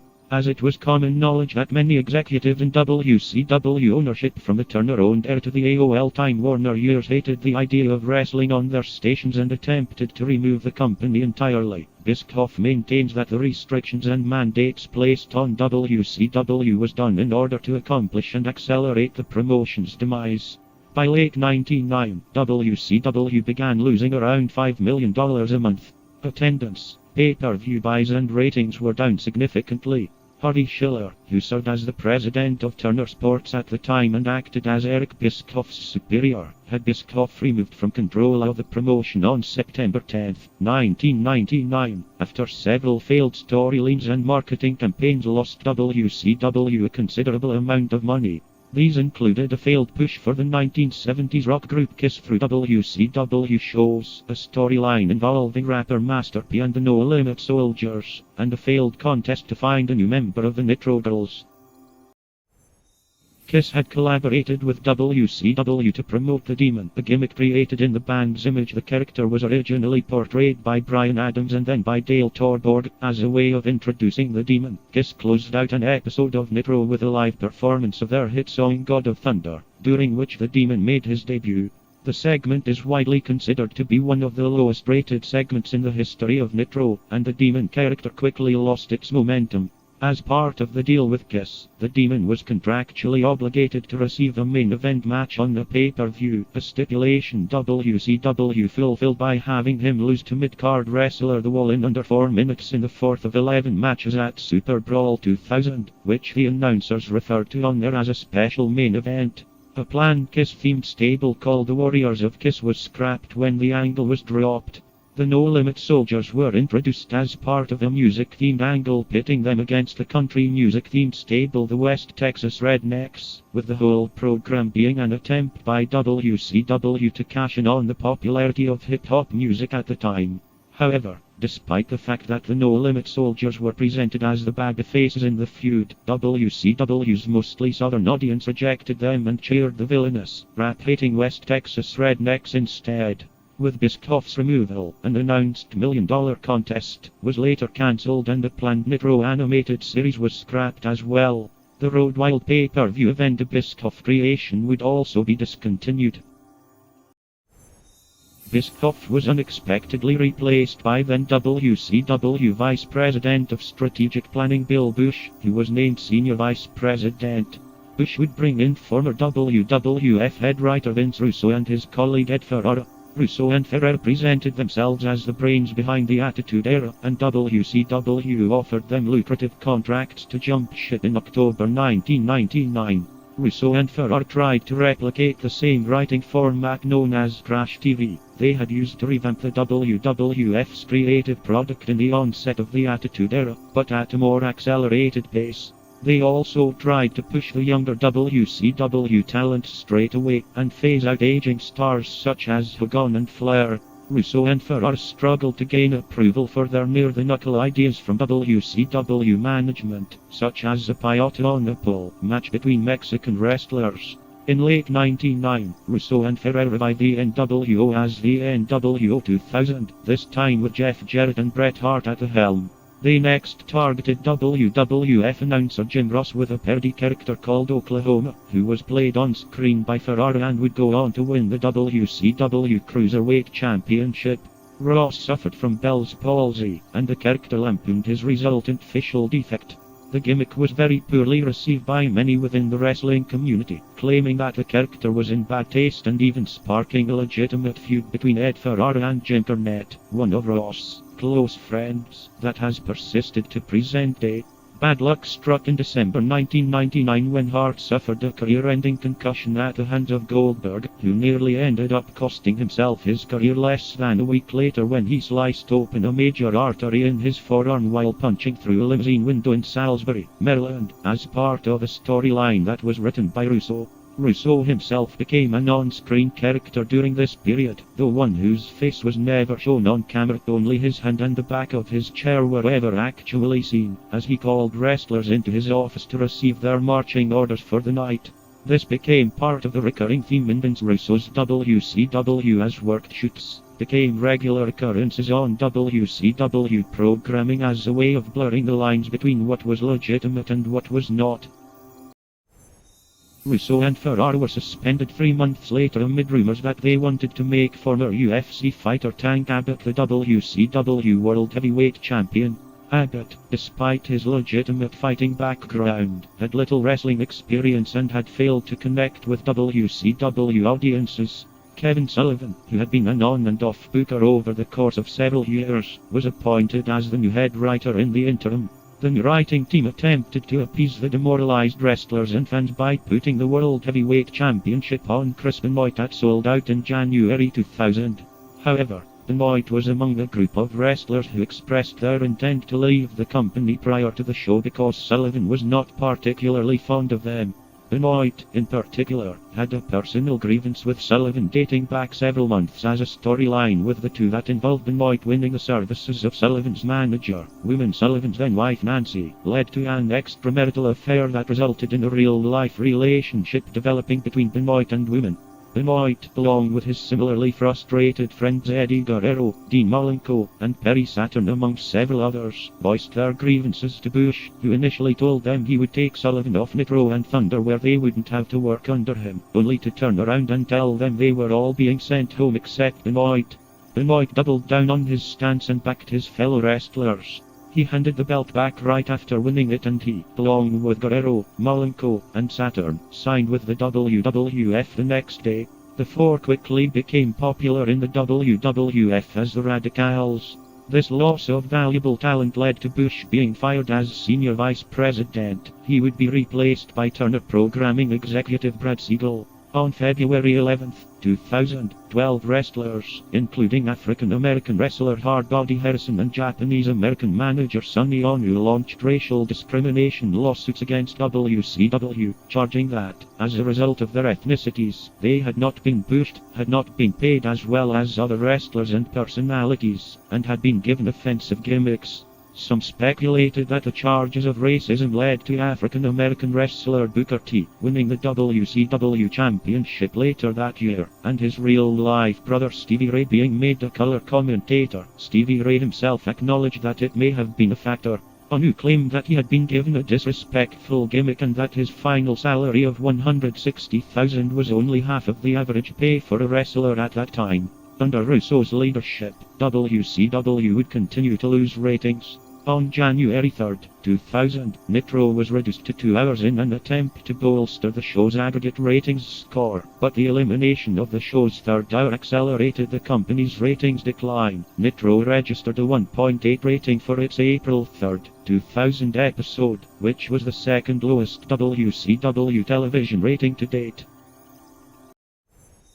In April 2000, with ratings hitting lows, Russo and Bischoff were reinstated by WCW, where, in another attempt to get WCW's creative product turned around, they decided to reboot WCW into a more modern, streamlined company. All angles taking place at the time were immediately dropped and all championships were vacated, effectively restarting WCW with a clean slate. Russo and Bischoff believed that this approach was the most effective way to salvage WCW's damaged product. The first major storyline to take place in WCW following the reboot saw Bischoff and Russo form an on-screen union that stood up for the younger talent in the company, which they dubbed the New Blood, in their battle against the Millionaires Club, which consisted of the older, higher-paid, and more visible stars such as Hogan, Sting, and Diamond Dallas Page. Though initially well received, the storyline quickly degenerated into yet another NWO rehash, with the heel NWO recast as the New Blood and the face WCW embodied in the Millionaires Club.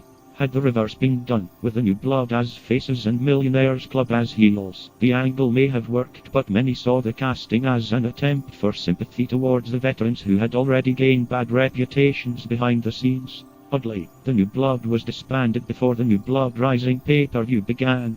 The unorthodox and controversial storylines continued. Although neither was a trained wrestler, both Russo and actor David Arquette each won the WCW World Heavyweight Championship, the latter in order to promote the box office flop Ready to Rumble, though Arquette was vehemently against winning the championship, believing that fans, like himself, would detest a non-wrestler winning the title. As neither looked physically capable of defeating actual wrestlers in the match, the title's credibility hit rock bottom as a result. In WWE's The Rise and Fall of WCW documentary, Jim Ross said that Arquette winning the championship was a farce and an embarrassment, and David Crockett, the brother of Jim Crockett, Jr., who worked as one of WCW's backstage producers, said that WCW might as well throw the title in the trash can. In late December 1999, Nashville, Jeff Jarrett and Bret Hart reformed the NWO, this time with the colors black and silver. Jeff Jarrett was often accompanied by the NWO girls including Midge and Tylene Buck. Hall, Nash and Jarrett interfered on Hart's behalf in his match with Goldberg, causing Hart to win the vacant WCW World Heavyweight Championship. After Goldberg accidentally injured himself breaking the NWO's limousine windshield, Sid Vicious, Chris Benoit and Terry Funk were left to feud with the NWO. Scott Steiner returned and rejoined the group after attacking Vicious. He later would be accompanied by Midja to the ring. The Harris brothers acted as the NWO's bodyguards before joining the group themselves. As NWO members, the Harris brothers would become WCW Tag Team Champions twice. Hart was forced to vacate the WCW World Heavyweight Championship and went on hiatus from WCW in mid-January due to an injury suffered in a match with Goldberg at Starrcade 1999. At the following pay-per-view sold out, Nash defeated Funk to become WCW commissioner, but his reign was cut short after he suffered a broken ankle and had to withdraw from WCW for a while. Jarrett won a title shot facing new WCW World Heavyweight Champion Sid Vicious at Super Brawl 2000. However, Jarrett also feuded with fellow NWO member Scott Hall after Hall attempted to defeat Vicious and win the title himself.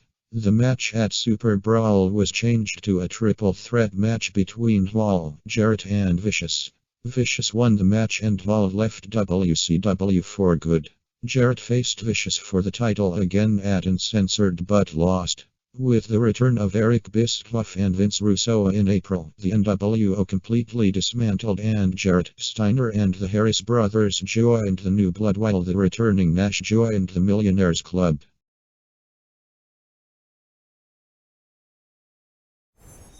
Goldberg turned heel for the first time in his career at the Great American Bash, but the execution of the turn was botched, and after a lackluster feud with Kevin Nash and a failed attempt to duplicate his original streak, Goldberg's drawing power was greatly diminished. During this time period, Vince Russo had many behind-the-scenes conflicts with Hulk Hogan. Russo believed that Hogan's time in the spotlight was over and began using him less and less on WCW programming. Whenever Hogan did appear, he was usually relegated to essentially being a jobber to the stars, being forced to job to other main event wrestlers such as Sting and Goldberg, as well as to Billy Kidman, whom Russo had Hogan feud with in an attempt to elevate Kidman to main event status. However, the feud did little for either Kidman or Hogan. When it was announced that Hogan would be facing Jeff Jarrett for the WCW World Heavyweight Championship at Bash at the Beach, the writing team informed Hogan that he would be jobbing to Jarrett once again. Hogan, however, invoked his creative control and demanded that he win the match and the title. Russo agreed to the finish, but added that the finish would involve no wrestling at all, just Jarrett simply laying down for Hogan to pin him, which Hogan strongly disagreed with. During the actual match at the event, Jarrett indeed lied down for Hogan, with Russo physically coming down to the ring and throwing the title belt at Hogan's feet. A visibly frustrated Hogan then grabbed a microphone and broke character, saying, "Is this your idea, Russo? That's why this company is in the damn shape it's in, because of bullshit like this." Hogan pinned Jarrett to win the match, but only moments later, Russo came back out and immediately voided Hogan's title win before delivering a shoot speech aimed at Hogan, during which he referred to Hogan as a piece of shit, and that WCW fans would never see him again, effectively firing Hogan live on pay-per-view. This eventually led to Hogan filing a defamation of character lawsuit, which was dismissed in 2002.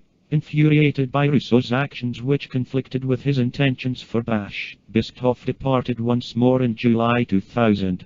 At the New Blood Rising pay-per-view on August 13th, an injured Goldberg walked out of a triple threat elimination contest against Kevin Nash and Scott Steiner, violating the script of the match, and swore at Russo on his way back to the dressing room on camera, leaving Steiner to wrestle and lose to Nash by himself.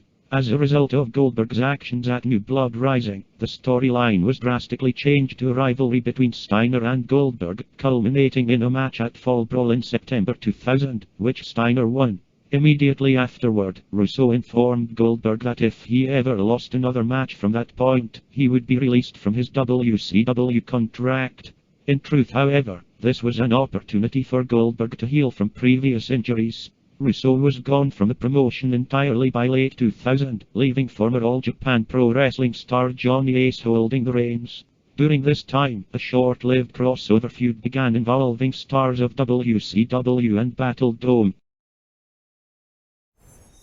Meanwhile, Time Warner had bought out Turner's empire in 1996, including WCW. Turner was personally faithful to WCW regardless of whether it was losing him money, because an earlier incarnation of the promotion had helped establish Turner's first television station, WTBS. However, Time Warner did not share his loyalty, especially when accounts showed that WCW was losing between $12 and $17 million a year at this point, and $60 million in 2000 alone. But Turner was still the single largest Time Warner shareholder, so WCW continued to operate at his behest.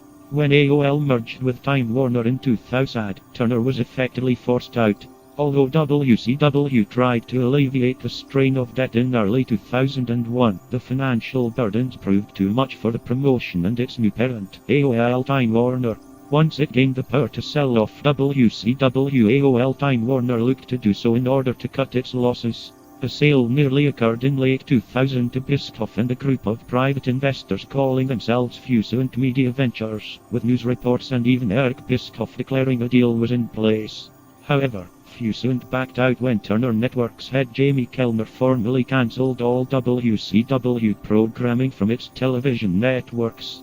With no network on which to air its programming, WCW was of little value to Wcw, whose offer depended on being able to continue to air WCW programming on the Turner Networks, despite the fact that WCW, according to Biscoff in his book, had received offers from Fox and NBC. Kellner believed that wrestling did not fit the demographics of either TBS or TNT and would not be favorable enough to get right advertisers to buy airtime, even though Thunder was the highest rated show on TBS at the time. In the book Nitro, The Incredible Rise and Inevitable Collapse of Ted Turner's WCW by Guy Evans, it is said that a key condition in WCW's purchase deal with Wcw was that Wcw wanted control over time slots on TNT and TBS networks, regardless of whether these slots would show WCW programming or not. This influenced Kellner's decision to ultimately cancel WCW programming.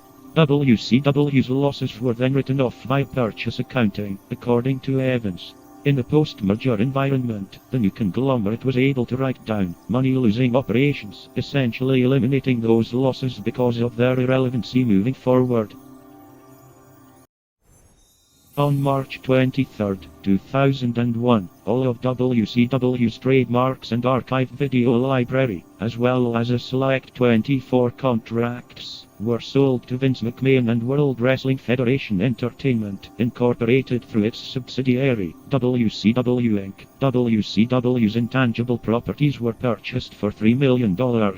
Most of the main event level stars, including Ric Flair, Goldberg, Kevin Nash, and Sting, were contracted directly to parent company AOL Time Warner instead of WCW, and thus all Time Warner was forced to continue to pay many of the wrestlers for years. The company's legal name reverted to Universal Wrestling Corporation. It would remain listed as a subsidiary of Time Warner until December 16, 2017, when it was merged into Turner Broadcasting System.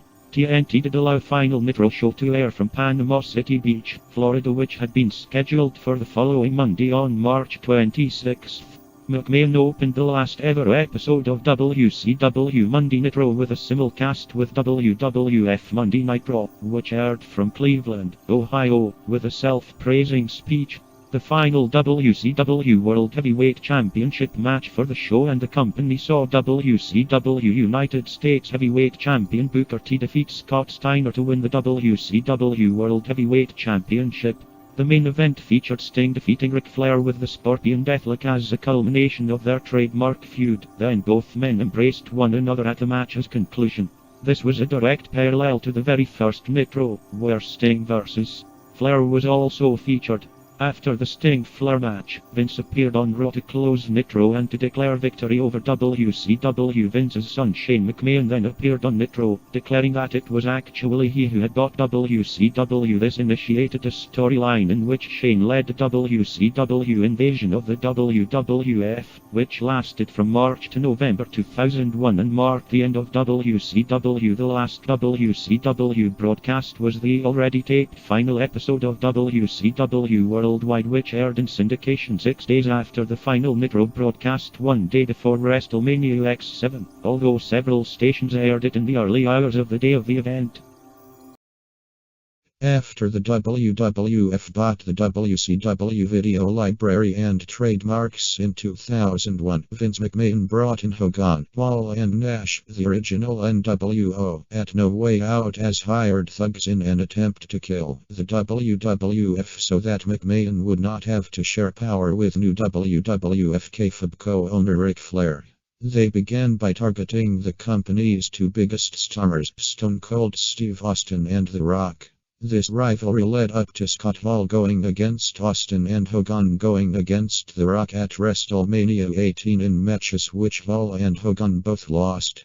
As a result of Hogan shaking hands with The Rock and getting a positive response from the crowd after his match at WrestleMania, he turned face and began feuding with Hall and Nash, with The Rock and Kane at his side on occasion. Hall and Nash then brought in former NWO member X-Pac on the March 21, 2002 episode of SmackDown in Ottawa, Ontario. On March 25, the NWO, now consisting of Nash, Hall, and X-Pac, was drafted by Ric Flair to the Raw brand despite rivaling against them. For the next 2 weeks, the NWO feuded with Kane until he was lured backstage by X-Pac and was put out of action by having his head smashed with a chair. Following this, Nash was suspended for attacking Kane in storyline to recover on his injured biceps. X-Pac would begin wearing Kane's mask, taunting him on the fact that he put him out of action. Bret, who had come to Kane's aid, fought Hall at Backlash, which Hall won with help from X-Pac. Big Show rejoined the NWO on the April 22nd episode of Raw when Flair teamed him up with Austin, whom Big Show chokeslammed. The NWO was shortly joined by Flair when he attacked Austin with a chair, and Hall was ejected out of the group and fired from Raw for repeatedly dropping the ball on Austin. In actuality, Hall had asked for his release for personal reasons. Lacking members, Ric Flair would recruit Booker T and continued his feud with Austin. Austin defeated Big Show and Flair in a handicap match at Judgment Day. Booker T was now in the group. His sidekick Goldust attempted and failed many times to get in, with the rest of the members X-Pac and Big Show becoming frustrated at Booker T with Nash returning and attempting to rebuild the NWO. He brought Shawn Michaels into the faction on the June 3rd episode of Raw. Michaels then literally kicked Booker T out of the NWO a week later. Michaels, then in the midst of a 4-year retirement from professional wrestling, became the first NWO member who had never wrestled in WCW. On July 8, Nash returned to action on Raw, teaming up with Eddie Guerrero, X-Pac, Big Show, and Chris Benoit to take on Booker T, Goldust, Bubba Ray Dudley, Spike Dudley, and Rob Van Dam. Seconds after tagging in for the first time, Nash tore his quadriceps after delivering a big boot onto Booker T, immediately putting him back on the injured list. On the following Raw on July 15, Vince McMahon came out to the ring to the entrance of the NWO and made the announcement that the group was officially disbanded as Eric Bischoff became Raw general manager. Afterwards, the NWO storyline was stopped and the remaining members drifted apart. Michaels returned to active competition within weeks. Big Show was eventually traded to the SmackDown brand and X-Pac was released from his contract.